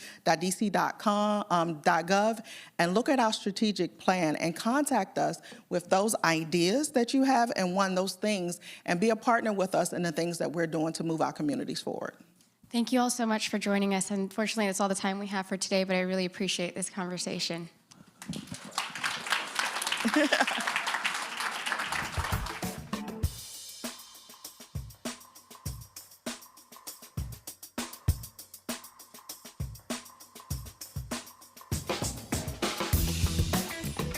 And now for a conversation produced by our underwriter, the MacArthur Foundation, on embracing discomfort. Please welcome Juleka Lantigua, founder and CEO of LWC Studios, with Bria Gillum, Senior Program Officer, Criminal Justice at the MacArthur Foundation.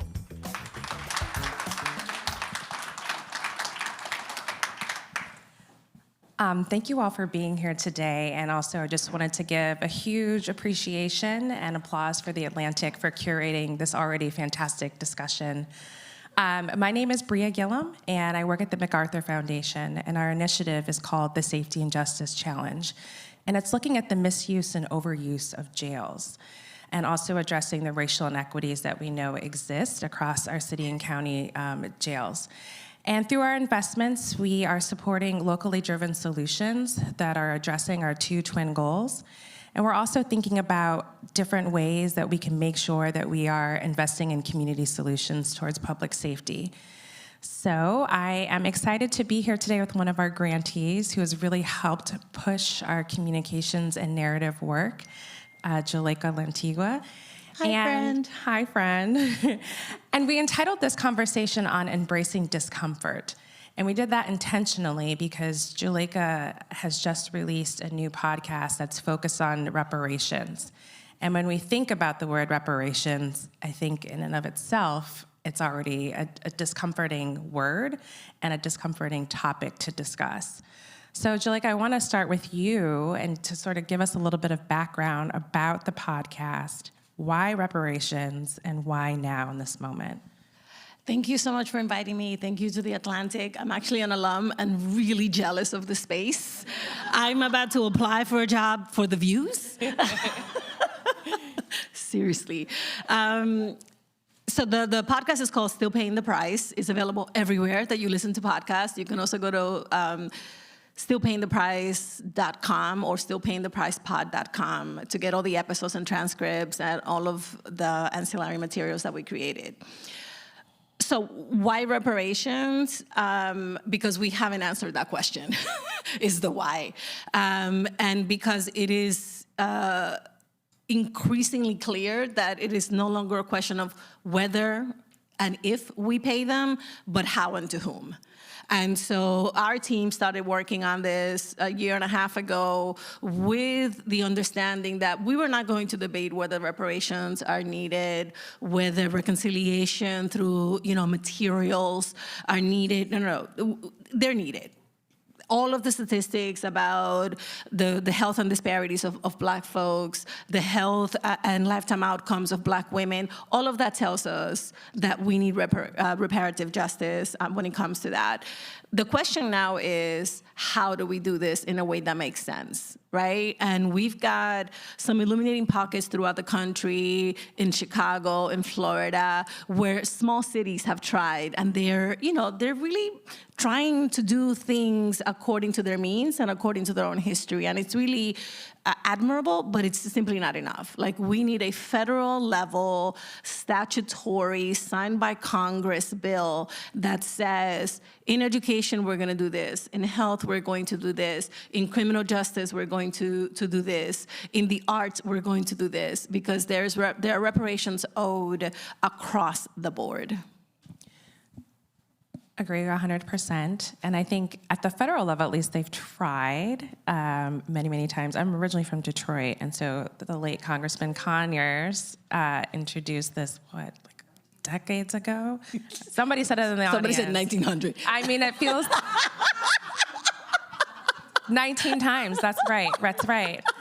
And so it just hasn't been successful. And so why are we afraid to take that risk? Because you and I were doing this at our seats, like the secretary earlier said, we want simple answers to really hard questions, really complex questions, right? And so we want to treat reparations like it is a moral debate. I don't subscribe to that belief, right? I don't think reparations is a moral debate. I think reparations is a check that needs to be cut because we disabled a large percentage of our population generationally, and therefore we disabled our economy and dwarfed our potential growth. This is why we're behind in the sciences. This is why we're behind in math. It all ties back to the fact that if you cripple, 40% of your contributing bodies to the economy, what do you think the result is gonna be? So for me, as someone who is raising 2 Black boys right now, this is no longer about whether or not we have a moral obligation. This is about whether or not this country can move forward to be the country that my children deserve, that I as an immigrant have busted my butt to build, if we don't repair this original sin. Like, that's what it's about. And the original sin is now festering. It's become cancerous to the point that our economy will not survive if we don't address this. I'm a business owner, and 8 out of 10 businesses founded every day in this country are founded by women who look like you and me, Black and Latina women. 8 out of 10 businesses. So again, it's not a question of whether and if, it's a question of how and to whom do we pay the reparations. You mentioned there are some pockets of hope. Evanston is one. I'm also living in Chicago currently, so I know the most about that, but there are some other places. And I'm curious if you can sort of talk a little bit about what did those local communities do? And at the same time, for all of us that are sitting here in the audience, are there some takeaways that we as individuals should be doing to make sure that reparations actually happens? So Evanston is a really interesting case, but I actually prefer to look at Oakland because the then Black mayor of Oakland did an experiment with universal income. So they picked something like 100, I want to say. It was a very small experiment. So they picked like 100 families, and over a period of a couple of years, they gave those families X number of dollars every single month. And then they tracked how the children fared academically. They tracked how the parents fared in their economic mobility. They tracked how they fared in their mental health. They just tracked all of these really important indicators.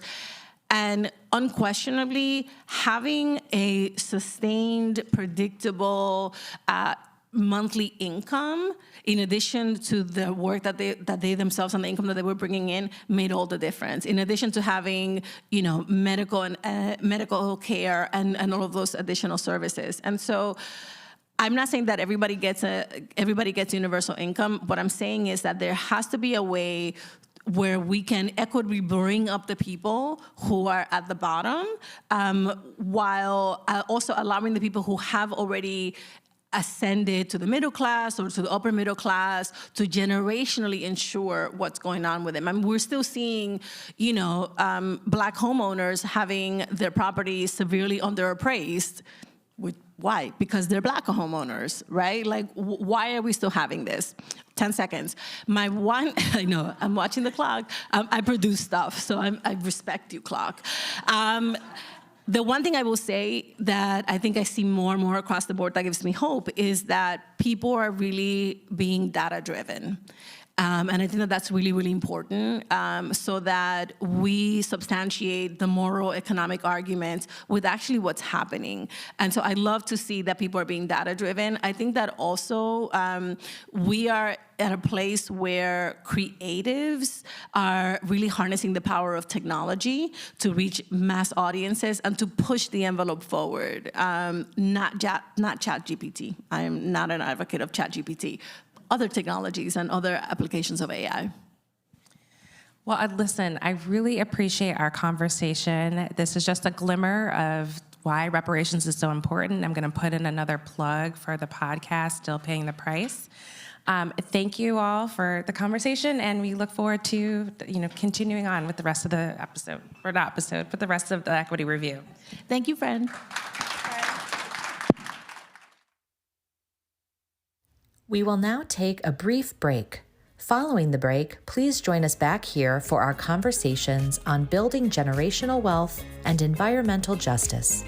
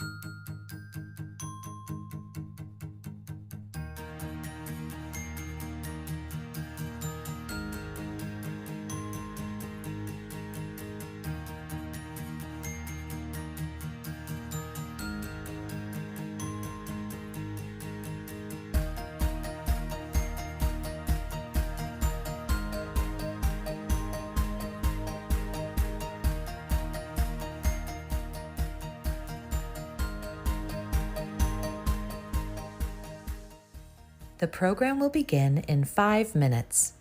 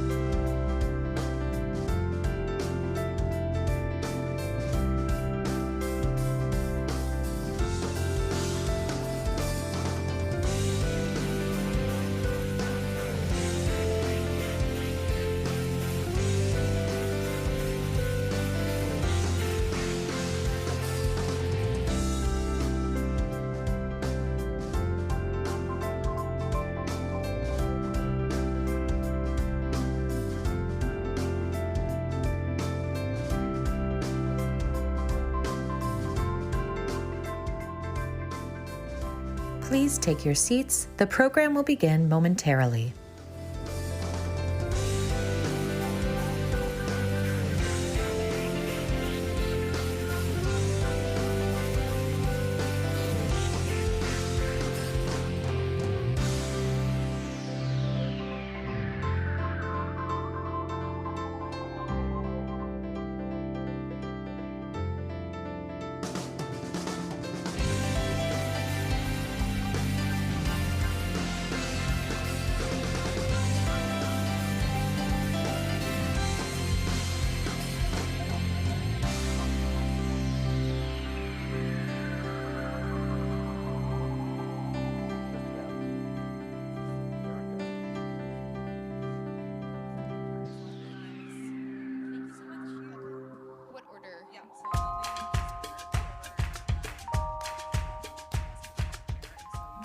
Please take a moment to silence your cell phones. The program is about to begin.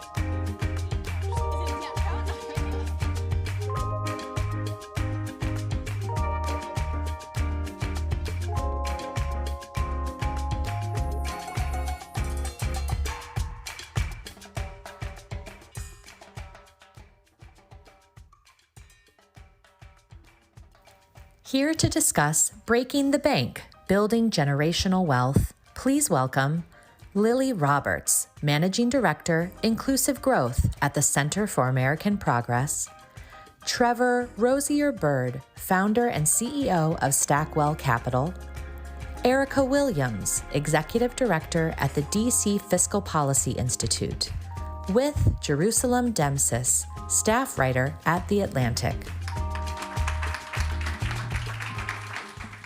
Okay, I'm very excited for this conversation. We will be taking audience questions at the end, so feel free to log those as we talk. But let's just jump right in. So the racial wealth gap is worse today than it was when the Civil Rights Act of 1964 was passed. I want to start with you, Erica, both from a broad perspective, but also here in DC. Can you tell us how we got here? Why do we have a worse racial wealth gap between rich and poor than any other major developed nation? Yeah, big question to start off with. You know, I think the roots of the kind of inequality that we see here in the district and that we see nationwide is really starts with the stealing of Native American lands, enslavement of African people, and the centuries of sort of racist policies and practices that then followed that to really ensure the economic dominance, political dominance, social dominance of white folks in this country, and at the expense and denial of all of those things for black folks and non-black people of color. We have taken some steps to address some of that, but haven't gone near far enough for the level of disparity that we see. I think the national wealth gap, white to black wealth gap is 10 to 1 or ratio. And I will just note that here in the district, it's far, far worse. The DC area, in the DC area, white households have 81 times the wealth of black households and about 22 times the wealth of Latinx households. So we have real extreme disparities that are really built on centuries of policies and practices that have denied black folks and other folks of color things like home ownership, investment income and so forth, access to the markets, but also that have privileged in various ways white wealth building and accumulation, including through our tax code, and I'd be happy to talk more about that. Please do. So, a lot of people don't know this, but some of our very earliest state and local tax systems were formed in the post-Reconstruction South. So that is, tax policy was one of many strategies used to cement white economic dominance and to really deny freed black people their rights, right? So you had these constitutional conventions that were happening in states in the South, places like Alabama, Mississippi, so forth, where the explicit intent of those conventions was to pass a whole series of laws and policies to ensure that we would never again have a moment where freed black people united with non-landholding white elite to, make investments in the common good. And there was swift backlash against that. I think people know a lot about voter suppression and political suppression. They know about the state-sanctioned violence that came from it. But what a lot of people don't know is that we also set into place constitutional limits on things like raising revenue, where you had to have a supermajority to be able to raise revenue, or where we capped property taxes because mostly only white landholding elite were paying those at the time. And while we years later had courts overturn a lot of those laws as unconstitutional, because tax policies and limitations seemed race neutral on their face, they remained in law, and they remain in law in some of those same states. And then those ideas got exported across the country, and they are still the centerpiece of the anti-tax movement in the United States today. So we have a lot of ways that we privilege wealth and limit revenue raising that could be invested in communities all across this country that is really rooted in that history. And I'm sure everyone here remembers, the tax revolt, it's very, very difficult to touch property taxes in this country. It's become like a political third rail, so I know it's very hard to amend that.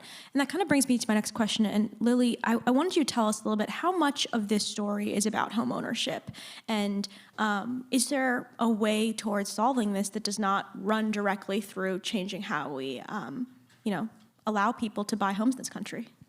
Yeah, a large section of the wealth gap is attributable to home ownership. It's where most Americans have their major asset. And access to home ownership is both culturally something that people, across the board say that they aspire to or that they value very highly, but it's also, privileged by the tax code and has historic, significant exclusion of Black people and other people of color well throughout the 20th century, and in many cases, as we look at the Great Recession, also included exploitative practices there. The wealth gap, increased after the Great Recession because so many Black households had all of their wealth tied up in home ownership, and when they lost their home because they had been exploited by mortgage companies and other financial systems, that wealth has been wiped out and still has not recovered. Black households are not at their, I think actually in the 2022 data that the Federal Reserve released a couple weeks ago, I believe they're now back past their 2007 levels, but that's it's taken quite a bit of time for that wealth increase to catch up.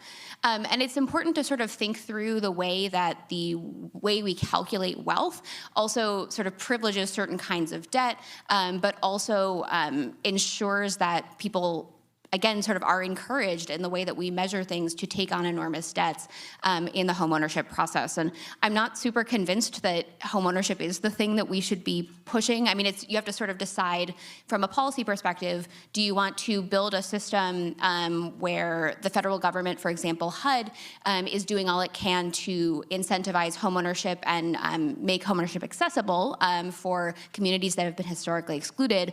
Or do you sort of deprivilege homeownership in the first place and take away sort of the advantages that people get via the tax code or property taxes in homeownership? So it's sort of a political philosophy question, but really has ramifications for how people can build wealth in this country. One of the things that was really notable about the most recent data from the Fed is that Black households actually made improvements in their wealth, so that's a good outcome.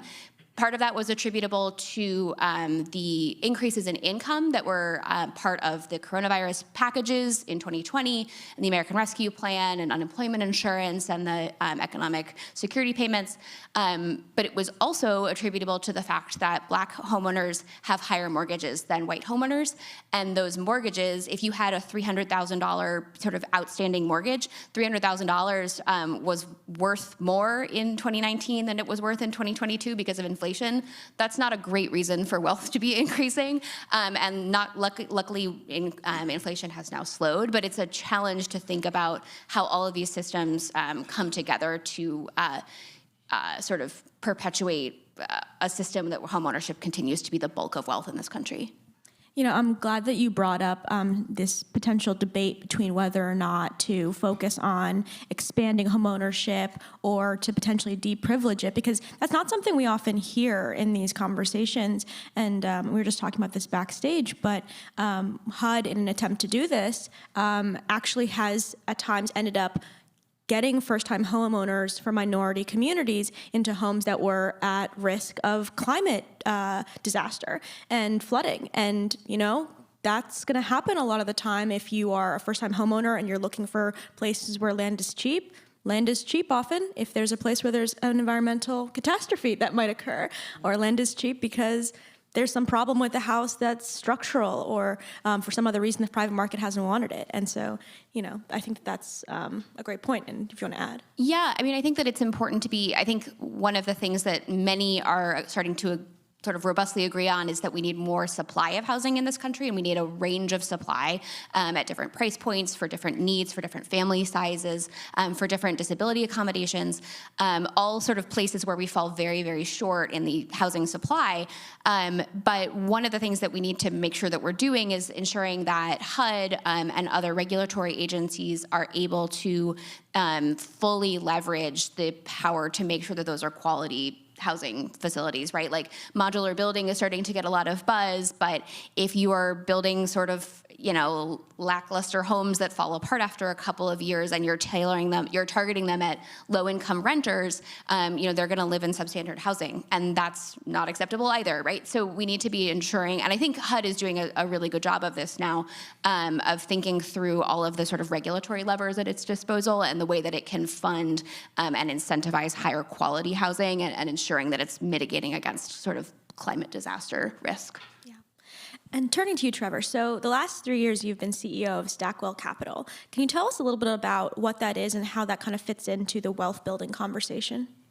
Yeah, absolutely. So Stackwell is an investment platform that's focused on trying to get more people in Black and brown communities into the financial markets. The reason that we do that is because we know how powerful the financial markets are in terms of helping people to grow and amass long-term sustainable wealth. All right, so you just look at the empirical data about the stock market. The market generally produces about a 10% rate of return on average every year, dating back all the way to the 1920s. Now, the fact of the matter is that only about a third of Black families in this country are invested in the stock market as compared to nearly 2/3 of white families. And so the lost opportunity as a result of that lack of participation is massive. And I think there's a lot of reasons why, right? So Erica talked about some of the historical disenfranchisement that has existed across, financial services throughout the history of this country. But there's also very real social, emotional, and cultural barriers to entry that exist in Black and brown communities that limit or restrict that participation. And so Stackwell is really focused on trying to create access to opportunities and programs that are centrally focused on building community and a sense of representation in spaces that maybe historically they had not existed. Because with an increase in investor identity, more confidence around this process, I think people will start to participate in the markets and generate returns that will give them greater agency and control to shape and direct the outcomes across a range of issues, many of which we've been talking about here today. And so can you tell us a little bit about the programs that you are running at Stackwell that attempt to fill this gap? Sure. So this kind of goes back to the point that I made about representation. For us, it was important that we showed up in the communities that were most impacted by the racial wealth gap. So we've got programs that we do here in DC, as well as in Detroit, New Orleans, Minneapolis. We're very invested in the HBCU community. So currently today, we touch over 40% of all the HBCUs in this country. And through these programs, we're showing up in communities where, frankly, financial services companies do not go. Right? And first and foremost, we're telling people that they matter. We're telling them that they have the potential for upward financial growth and the ability and capacity to build wealth. And through these programs, we're doing two central things. We're giving people access to capital to accelerate and catalyze their participation in the investment process, because we know empirically that even just a little bit of money to help somebody get started will go a long way to building their comfort and confidence with the process, as well as will contribute to their willingness to contribute their own funds thereafter. But we're also providing financial wellness education alongside of that. So helping to provide better context around this process, helping people understand how the markets actually work, and ensure that they understand that it's, this process is not as risky as maybe they have been told to believe in the past.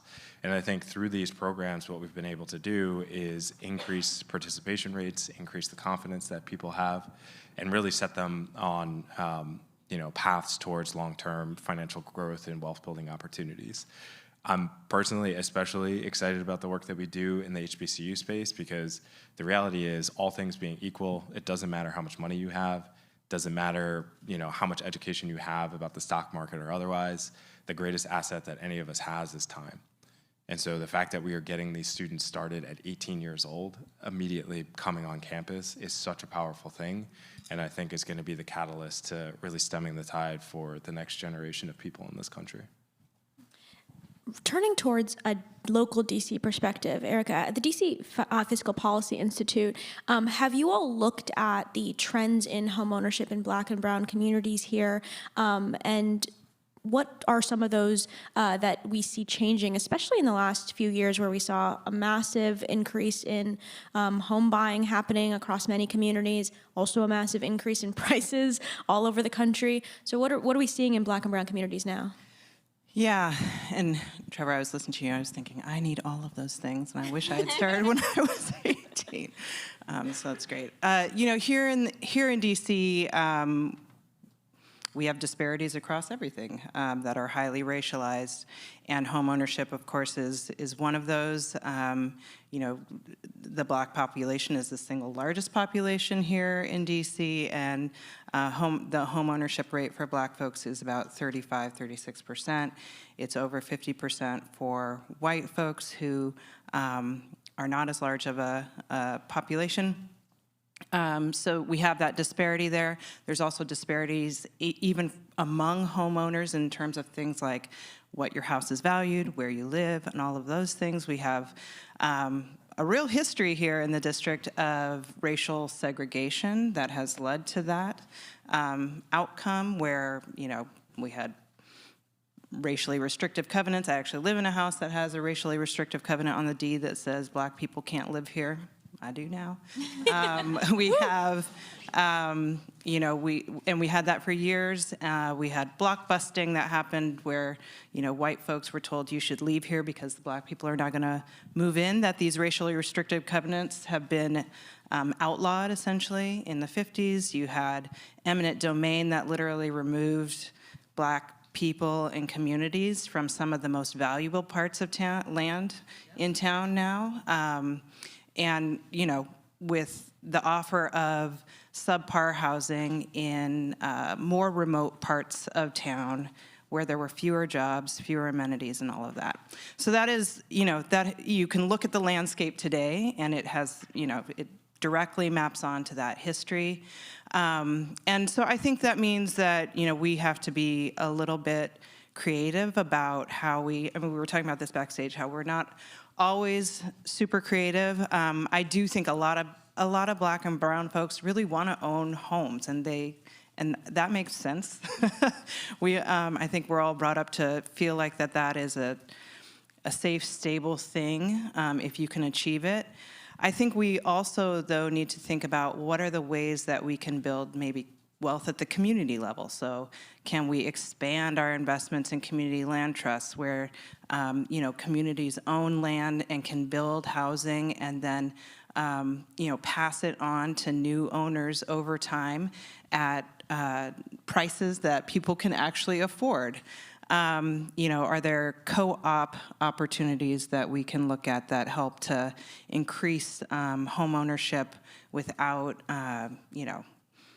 for a broader group of people? Because right now we're in a place where the average house price in the district is over $1 million. The median is 600 and something, and that varies some depending on where you are in town. But these are rapidly rising housing prices, and it is sort of becoming increasingly unrealistic that anybody really will be able to buy into homes here in the district. And across the river in wards 7 and 8, which are the poorest, blackest wards in the district, you see increasing gentrification happening.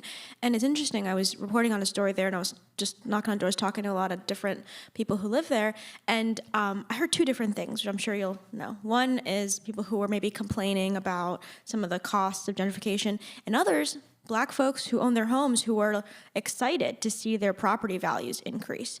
And I'm wondering, how do we sort of bridge that gap? Because it is good that people want to move to neighborhoods that have been historically abandoned, and that's going to lead to higher wealth for Black homeowners, but how do we balance that with some of the concerns that people have about gentrification and about renters in that area being priced out? Yeah, I mean, we need a mix of housing options. We need, my organization advocates for more rent control, for, more rental assistance to folks with low incomes. We also, we could be ramping up a couple of tools that we have in sort of our policy toolbox that could help with bridging some of that. So we have a home purchase assistance program that helps folks with a low-cost loan to pay for down payment costs. That's the big barrier for a lot of people getting into a home, is like, if you don't come from a family with wealth, you don't have tens of thousands of dollars in the bank that you can put down for a down payment. So this is a program that helps with that, but it's not keeping pace with the cost of the price of housing in the district. So we could tax wealth where it is and funnel that money into a program like that to vastly expand it so that more people have access to the homes in their communities. We also, yes, some folks who've been longtime homeowners love the fact that they're seeing their home values go up, but for some folks, it actually becomes a problem because their property tax assessments go up, their taxes go up, and they get priced out. If you're a low or moderate income person, you've owned your home for decades and decades, yeah, you're seeing your value go up, but you don't have the money to pay for those property taxes. We have a program, a property tax circuit breaker, that or credit, basically, that we could vastly expand to make sure that it is actually reducing the burden of property taxes on long-time homeowners. We have a lot of Black families, multi-generational families. They have a house, and if they could just hang on to it and be able to pass it on, that could be a form of wealth, intergenerational wealth transfer. But folks are getting priced out, and so that's another place we need to do more work. So we just have a couple more questions, then I'm going to turn it over to the audience. So get those ready, and we're going to have runners coming up with mics, so if you have those. Lily, so you are working at the Center for American Progress, and you think a lot about inclusive growth, and a lot of the housing policy generation is mostly happening at the state and local level. But I'm wondering what you think, maybe if you have one or two things you think the federal government should really be focused on, and when you're thinking about how to make sure that future growth is equitably happening in all communities. Yeah, so I would say that the federal government is not super well positioned to be the primary actor in the housing space. Much more of that is happening at the state and local level, as you said. But there are some ways that the federal government can incentivize building and density and the ability of different communities to take action to increase the density that they have in their community, increase the range of housing options. There's also all of the sort of just fund Section 8, actually fund the things that already exist and have been sort of disinvested in for centuries or for decades. But I also think that it's important to recognize that there are places where the federal government is well positioned to take action on wealth and financial security. And we're talking about wealth, I think, sort of as a stand-in sometimes for financial security. And wealth protects you against emergencies. It protects you against a health crisis or a job loss. But we have other ways to do that. It's not just one big asset wrapped up in housing. Just increasing income is a huge thing that can help people. It obviously will not eliminate the black-white wealth gap, but it is crucial to helping people weather financial storms. And Erica did a wonderful job sort of walking us through many of the historical forces that have created the system we're in now. And one that I always point to in the wage space is that after Reconstruction, white business owners realized that a way to continue not paying employees was to create a system of tips. If you make the customer pay the employee instead of the employer paying the employee, you don't have that as a business expense. It's not far off from enslaving that person, but you are just shifting the benefit or shifting the cost to the consumer. We have a tipped wage system still in this country. We continue to exclude tipped workers from the federal minimum wage because the 1938 law that created the federal minimum wage excluded tipped workers because of a legacy of enslaved people being newly free and then being not paid by their employers. States and other jurisdictions in DC have taken really good action to phase out that differential minimum wage, but the federal government still has that on the books. We still have a $7.25 minimum wage on the books. That's something where it's obviously not going to eliminate the wealth gap to get somebody from $7.25 or $2.35, which is the tipped minimum wage, up to $15 an hour, but it is going to tremendously impact their financial security and give them the chance to invest in different kinds of assets, whether that's home ownership or the stock market or other options. And Trevor, I mean, you mentioned the trust gap in your earlier remarks. And I mean, part of it is rooted in, I mean, even today, it's significantly harder for Black applicants to get mortgage. The denial rates are much higher. I think Latino applicants are 1.4 times more likely to be denied than white applicants. Black applicants are 1.8 times more likely to be denied. And you mentioned backstage that you have, directly gone and asked people in surveys how you can actually close that trust gap. So can you tell us what people are actually saying they need financial institutions to do in order to feel comfortable getting into the investment space? Yeah, absolutely. And this is an area where I am just super excited about the work that we are doing because, a lot of times when I started Stackwell 3 years ago, the feedback that I got was, well, why are you building a company for Black people to invest in the market? Like, aren't there other companies out there? And fundamental in that question, it just completely misses the point because what our research tells us and the work that we do out in the community as we've been looking at the various attitudes, needs, and behaviors of Black consumers, of Latinx consumers, of Asian consumers as well, is that there's not just a trust gap in this country, there's also a respect gap that exists between consumers in those communities and the banking and financial institutions in this country. And unless we start to find ways to repair those relationships and bridge those divides, we're never going to solve for issues of the racial wealth gap. And for me, someone that has come out of this industry for the entirety of my career, another part of the reason why I founded this company was because I was disappointed in the institutions in which I was working in. It was as if they didn't understand. We all we know what is required to build wealth. You either need to own real estate, you need to be invested in the market, or you need to have ownership and equity of businesses. Full stop, that's it, right? But across all three of those areas, we know that there are historical reasons why people have not had the same level of access.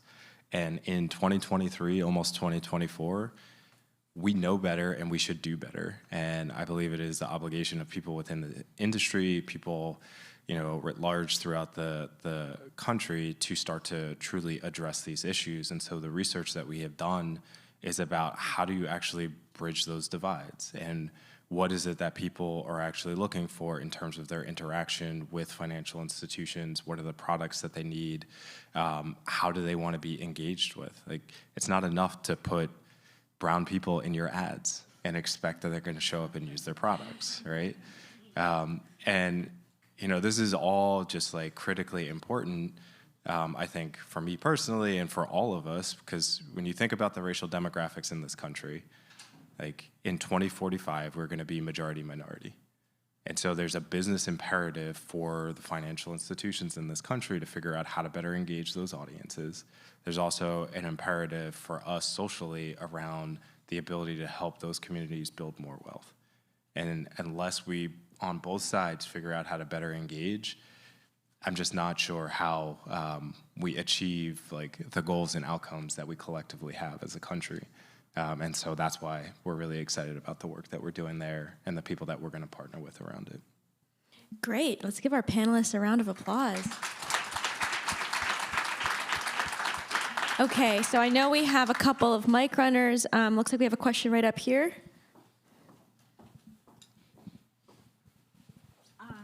I'm Dr. Gonzalez from private sector.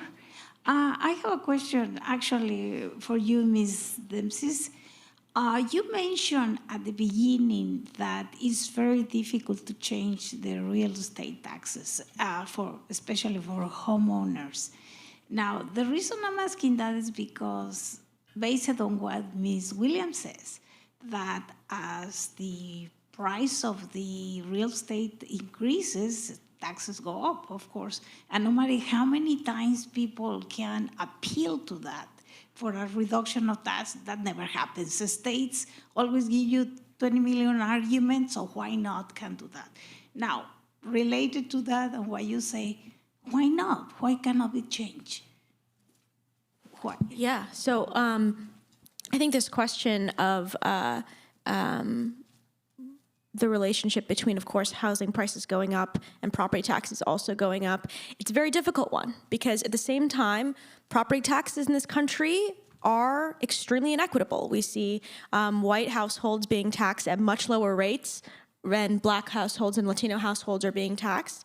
This is good research coming out of Chicago. And, you know, I think it's really hard because at the same time, the idea of lowering property taxes across the board is a real problem for equality in America. That's mostly going to impact higher income Americans and higher wealth Americans and their ability to grow wealth, and I think probably expand the wealth gap there.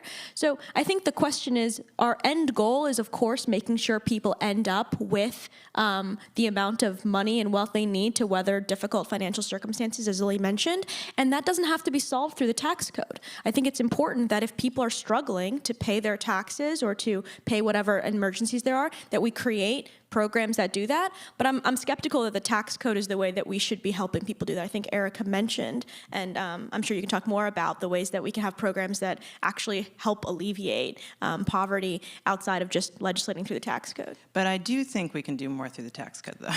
I will say, you know, and I think we put out a proposal for changing DC's property and raising revenue through the property tax system by making it a marginal rate structure, so making it more like the income tax, where you tax brackets of value that would let us tax high-value homes. You know, we have lots of, you know, $3, $4, $5, you know, $12 million homes in the district.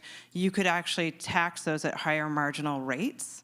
The value of those homes at higher marginal rates and hold, you know, the vast majority, about 95% of homeowners in the district harmless, you know, and we can expand those programs that alleviate the issues that come with rapidly rising property, home values and property tax assessments, while also targeting the sort of accumulation of wealth at the top through a rate structure like that. So I think that there are ways to do both and to take the revenue that you raise through that and plow that back into wealth building opportunities for folks who've been excluded. Great, and I think we have time for one more question. Or we do not. Well, this has been fantastic. Thank you, everyone, for coming out today. I thank, again, our panelists for a wonderful conversation. Great, let's head out. And now for a conversation on the climate gap, environmental justice for all, please welcome Jade Begay, Director of Policy and Advocacy at NDN Collective. Michelle Mabson, Staff Scientist, Healthy Communities Program at Earth Justice. Aru Shiny AJ, Executive Director of Sunrise Movement, with the Atlantic's Bhumika Tharoor. Thank you so much for joining us. We will have a moment for questions at the end, so get that ready. And let's just jump right in. I want to start with the White House Environmental Justice Advisory Council, which was established to ensure that voices, perspectives, lived experiences are all heard in the White House and captured in different federal policies and ideas and decisions. So before we jump into the larger conversation about other approaches to the climate gap, Jade, can we start with you? And can you tell us about what climate justice means to you? The $1 million question. because it's always changing, right? Because the climate crisis is always changing, and there's new approaches, and there's new problems to solve. I think at the root of it for me, achieving climate justice and the idea of climate justice is supporting Indigenous communities to practice and live in their self-determination, which means those communities are able to respond and adapt to the climate crisis in ways that meet their needs. And those needs include culture and survival of their culture and their traditional ecological knowledge.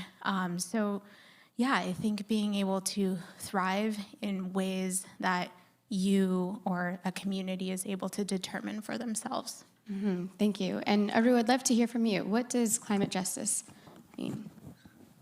I would echo a lot of what Jade said. To me, it's about when you're thinking about the climate crisis, obviously it's this really big threat, but there's also an opportunity in it, that it means that we have to remake every aspect of our society. And in that remaking, we have a chance to undo and right historical wrongs. That means like investing in Black and brown and working class communities, investing in the global South. As we're going to have to overhaul our school system, our infrastructure, our roads, our electricity grid, like every aspect of our society. And that provides a great opportunity for equity and justice. Mm-hmm. And Michelle, actually, can you help us dig into that a little bit deeper? When we think about the climate crisis, we understand that especially communities of color are affected by its air, the air they're breathing, the water they're drinking. And maybe tell us the picture, or show us a picture of what it is on the front line for the communities facing this burden. Yeah, I mean, I think there are so many examples, both globally, especially also here at home in the US. I think for the groups that I often work with as an environmental health scientist at an environmental law organization are groups that are facing the brunt of climate change right now. They're experiencing the increase and frequency of storms, the strength of those storms, and wildfires, of course. And I would contextualize that in saying that ultimately, when we're looking at climate, we're looking at this as a public health issue.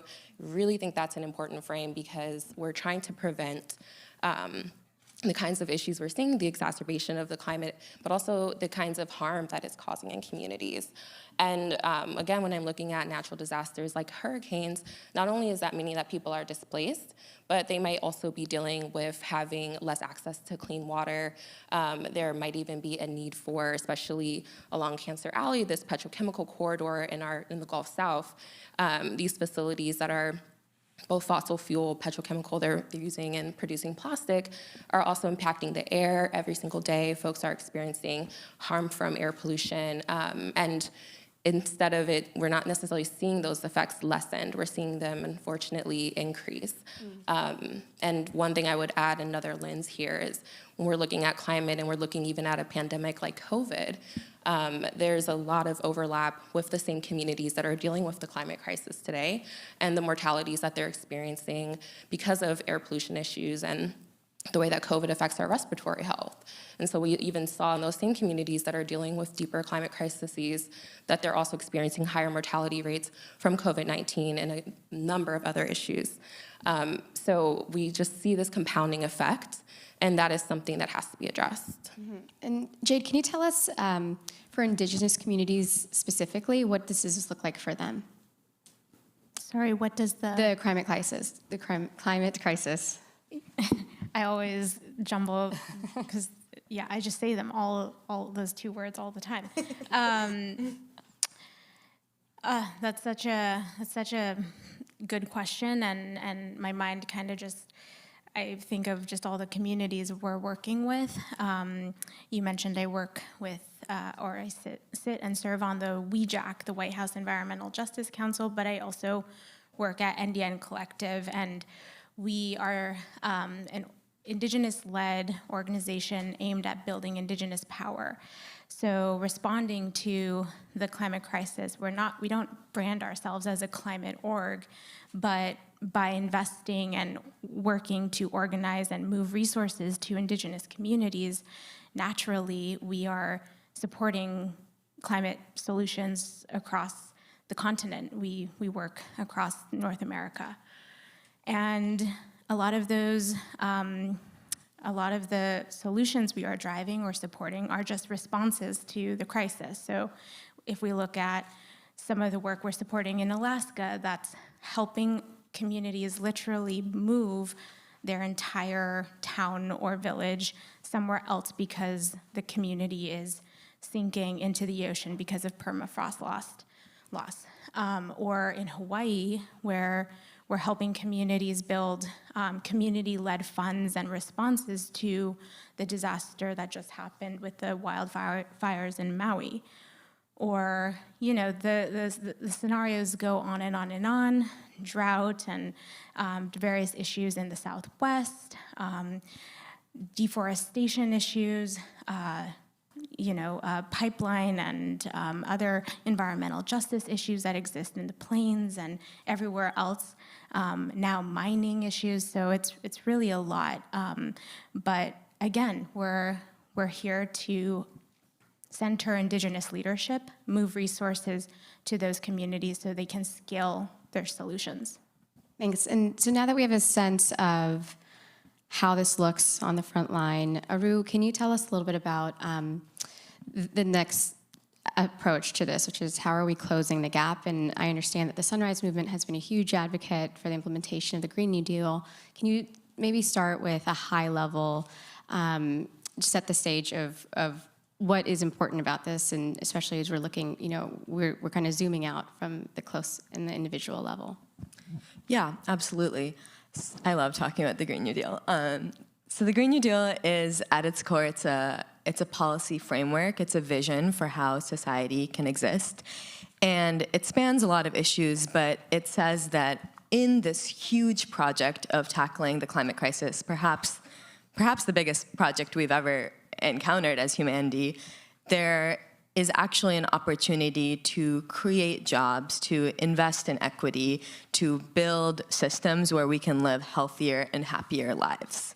That's the vision of the Green New Deal. And I've been so inspired in the last few years seeing how this idea has taken root and shaped in many different contexts. I've worked very closely this year with high schoolers who are talking about how we need a Green New Deal for our schools and how our educational system needs to be overhauled to face the climate crisis.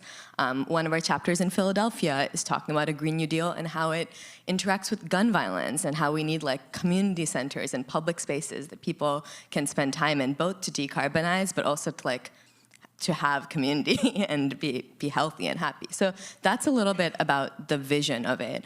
And it's really about saying, how do we take a crisis and turn it into an opportunity?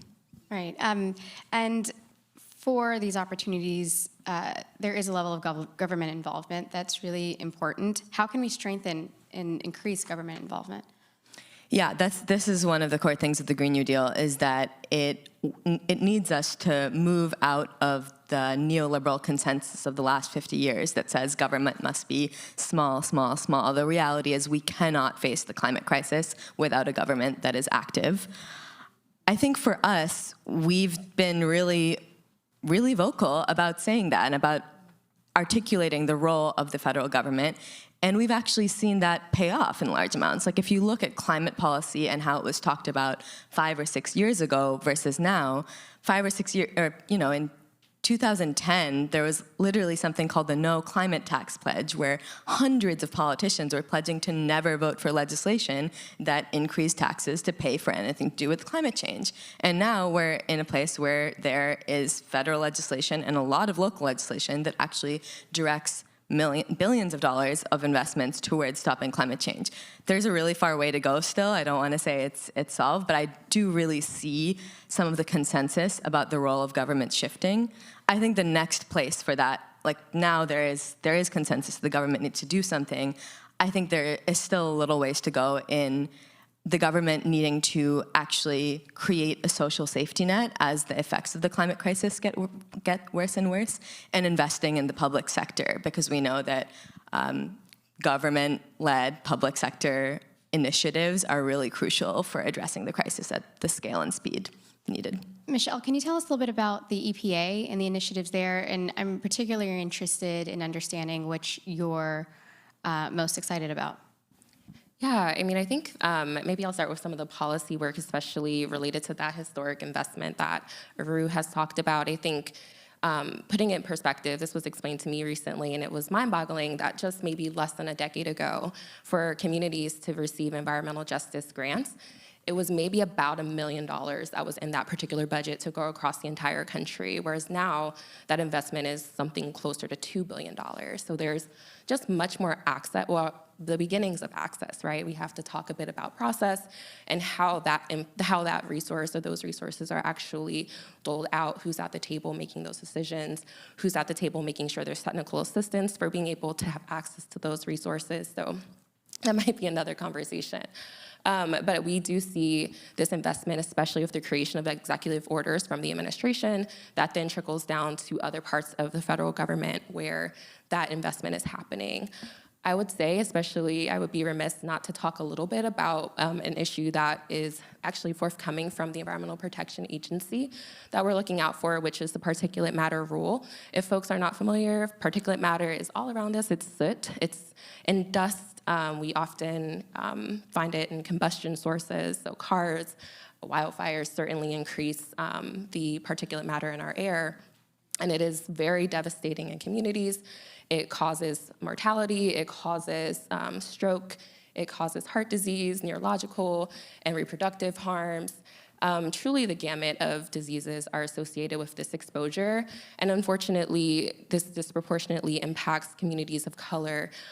Even these stronger standards that we anticipate that the Environmental Protection Agency will come out either later this month or maybe early next year, the fight will have to continue, because the reality is that this is a type of pollution that is not only exacerbated by climate change, so we will likely see it increase if we do not have stronger commitments to reducing our use of fossil fuels and also moving toward electrification and really lowering our carbon footprint.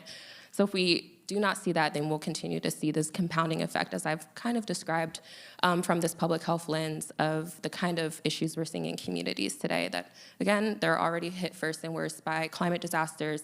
They're also dealing with something like particulate matter that is causing harm. I would ask folks in the room, I know this may not be an engaging space per se, but how many folks know someone or have asthma? Either know someone or, so that's the vast majority of the room. I as well do know folks who have asthma, and particulate matter both causes and exacerbates asthma. And so I think, again, as we're thinking about how ubiquitous both climate is in our spaces, as well as the sort of harms that we can be seeing and experiencing, it is right now that we need to see the kind of investment that we're seeing from the administration, because the issues are that large. It's affecting everybody in this room. Thank you. I want to take a step to just acknowledge COP28. And I'd be very curious to hear from you, Jade. Do you feel like the conclusion of it goes far enough as we need from where we are right now? These loaded questions. Well, I'm sure you all have read the headlines and seen the summaries for now. There's a lot to digest, hundreds and hundreds of pages of text that come out of the COP, Conference of the Parties. But for now, I think we all know that the big outcome was that the countries, I believe 200 countries, agreed to transition away from fossil fuels. And that was, I would say, and I'm sure there's some agreement here, that it is not enough. The big fight for the last 2 weeks, I just got back from Dubai. Also, I'm a little jet lagged. But the big fight for the last few weeks and months leading into COP were for a phase down So really, when we really boil down what we're doing at these conferences is a battle of language and what is being written in these negotiations, because that text is what we can hold these governments and nations accountable to. So a transition, while I do want to acknowledge that's a step. Never in the history of these 28 climate negotiations has there been a mention of fossil fuels in any of the negotiating texts. So we've done something, and I want to credit youth and EJ movements and climate movements for doing that. That did not happen because of benevolent policymakers. That happened because of action and civil society and just the galvanizing of our frontline communities. So yeah, it's not the end-all be-all. These conferences never are, but it is, I want to quote a dear mentor, Bill McKibben, they're giving us a tool to use, and we can use that tool in the coming year and years to hold them accountable, to push for that phase out language that we really need to address the how we get the emissions down, and that's really what it comes down to. I also want to say that the texts in these negotiations failed to include human, again, tend to historically, and this time again, did not include enough human rights mentions or indigenous rights mentions. And that is something that is truly detrimental, because you can say transition, but how? And how are people protected? Because what the fossil fuel industries are gonna do they're gonna transition by using carbon technology, CCUS. If we don't have rights in place, those types of projects or false solutions, can then hurt our communities. So we need to strengthen how we come to these negotiations from a rights-based framework and approach, so we can get that language into these final outcomes in the future. Aru, can you tell us what needs to happen next? And we're kind of looking down the line in the future of what's the next kind of big movement or initiative that we need to be focusing on to help close the climate gap significantly? Yeah, absolutely. I think if you zoom out and you look at what is stopping us from stopping the climate crisis, the way I see it, obviously we need to stop the use of fossil fuels. And I think it is like seeing the number of fossil fuel lobbyists at COP28 was really alarming to me. Like, this sentence is a step forward, but it is ridiculous. Like, it's kind of like if you were drowning in a pool and you were like, maybe I should stand up and stop sticking my face in the water 28 years later. Like, it is kind of ridiculous that it took this long to get here. So that is one thing. And I think it is the role of the public and social movements to actually stigmatize fossil fuel executives and say, like, it is ridiculous that these people have so much influence over our lives and are able to like spread so much propaganda about what we should be doing. So that's one. And then I think the other is, I think we often underestimate the scale of the project that we are undertaking. Like, it just in a sheer, the amount of things that we are going to need to build and rebuild. Like, it's just a lot. And because of that, I think it's really essential that our politicians are actually willing to like break precedent a little, because it's an unprecedented crisis. So what I'm really looking for, like as a young person looking at the election next year, I'm like, I need to see my politicians being willing to take action at the scale needed, which means pulling out all the stops. And right now Sunrise is running a climate emergency campaign asking Biden to declare climate emergency to unlock all of his executive powers. I think that's one thing, but I think it's really about across the board, being like, the scale is huge. Let's run bold, visionary campaigns that force politicians to act at that scale, because the steps that we're taking right now, they're good, but they are not enough. I want to hop to audience questions in a minute, but first, Michelle, as a scientist and as a human, how do you how do you stay optimistic and positive about the nature our climate crisis. There's so much anxiety that's very obvious when you're looking at all of the data and you're seeing the real life effects. Can you talk to us about how you kind of keep pushing forward? Yeah, that's a great question. And I mean, I think it is often overwhelming, in all honesty, to think far ahead. But I do think that that's where it's important to, I think as Jade said, there's been so much movement and support for climate solutions because of the people who are being brought to the table. And so in some ways it's a stepwise process. I know we'd say it's actually, we need to take much bigger steps. But it is in some ways, I think for me, also being realistic about what are some of the day-to-day challenges that folks are facing? How can we mitigate some of those effects, whether we do so in the policy realm or we do so by supporting, making sure communities have access again to resources so they can address a number of different issues. But really it's also the community in the space. I think within the climate space and environmental justice space, there are mavericks and vanguards, leaders, people who've been a part of this movement for decades, including folks in my own family. But then there are also so many young people who are galvanizing, who are charged up about this. And so that support coming from both this legacy in the generations and seeing what they've been able to accomplish, and then knowing the urgency of this moment, it's almost that even when it is overwhelming, I know I'm not alone in this. Mm-hmm. And so that's really important. And just knowing how much bigger this is than myself. Yeah. Not to put it into a moral perspective necessarily, but I think that meeting the challenge of this time is so important, and that motivates me regardless of overwhelmingness or being tired or anxiety, and building community with folks. Yeah, thank you. We can hop to questions. If you could just be sure to introduce yourself, and I think we have mic runners who will. Thanks. Hello, thank you all for the work that you do. I'm Tiffany Collins, and I've worked in tech, and as someone who considers myself an advocate for tech, but also cares about sustainability and the climate, how, policy as far as tech and sustainability is not really there yet as far as addressing that issue. And as we see the need to push technological advances, data centers, and all the energy consumption that comes with that, are you guys poised to handle that next wave of unintended consequences? Yeah, everyone's. Yeah, I mean, I'll just use an example.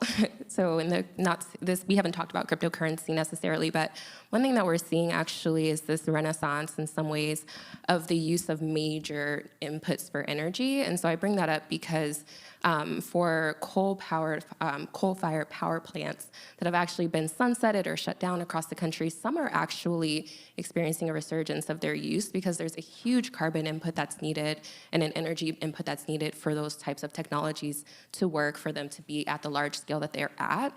And so I think when you're talking about unintended consequences, that is something that, especially at Earth Justice, but in the communities that are surrounding these particular facilities, they're very deeply invested in, because it is meaning that instead of seeing us take certain steps forward, that if we're not paying attention, we're going to take massive steps backwards. And so that's just one example, but I think there are others where this idea of those unintended consequences have to be addressed, especially as we're thinking about the energy inputs for technology. I think you also had an answer to that, or? Yeah, I think it's a really good question, a very important one. I think the two pieces that I'm thinking about, one is about what types of values and direction are you popularizing in society? I think it's very easy for tech solutions are obviously very important, and also they're easily used for an excuse to not transition away from fossil fuels or to, actually not invest in equity and justice. And that's really a question of how are you running campaigns talking about things that put the public on the right side so that we're collectively able to see that.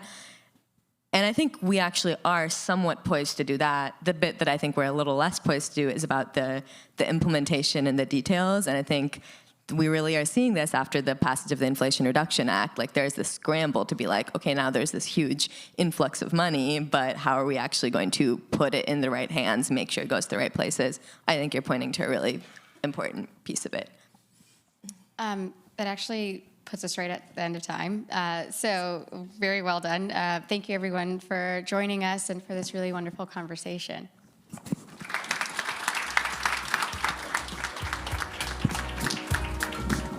Please welcome back to the stage The Atlantic's Candace Montgomery.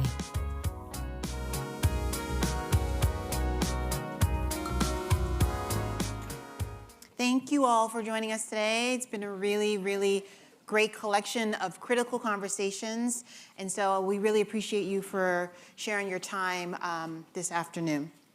Please take a moment to share your thoughts with us by completing our post-event survey. Your input is very important to us for programming future Atlantic Live events. For those of you watching virtually, you can find a link to complete the survey in the chat. You also receive a link directly to your inbox following the conclusion of today's event. If you would like to stick around virtually with other attendees, you can do so by clicking the networking button on the side of your screen. Thanks again to all of our speakers and to our underwriter, the MacArthur Foundation, for their support of the Atlantic's journalism. For more information or to join us for upcoming events, please head to atlantic.com/live. Thank you all and see you next time.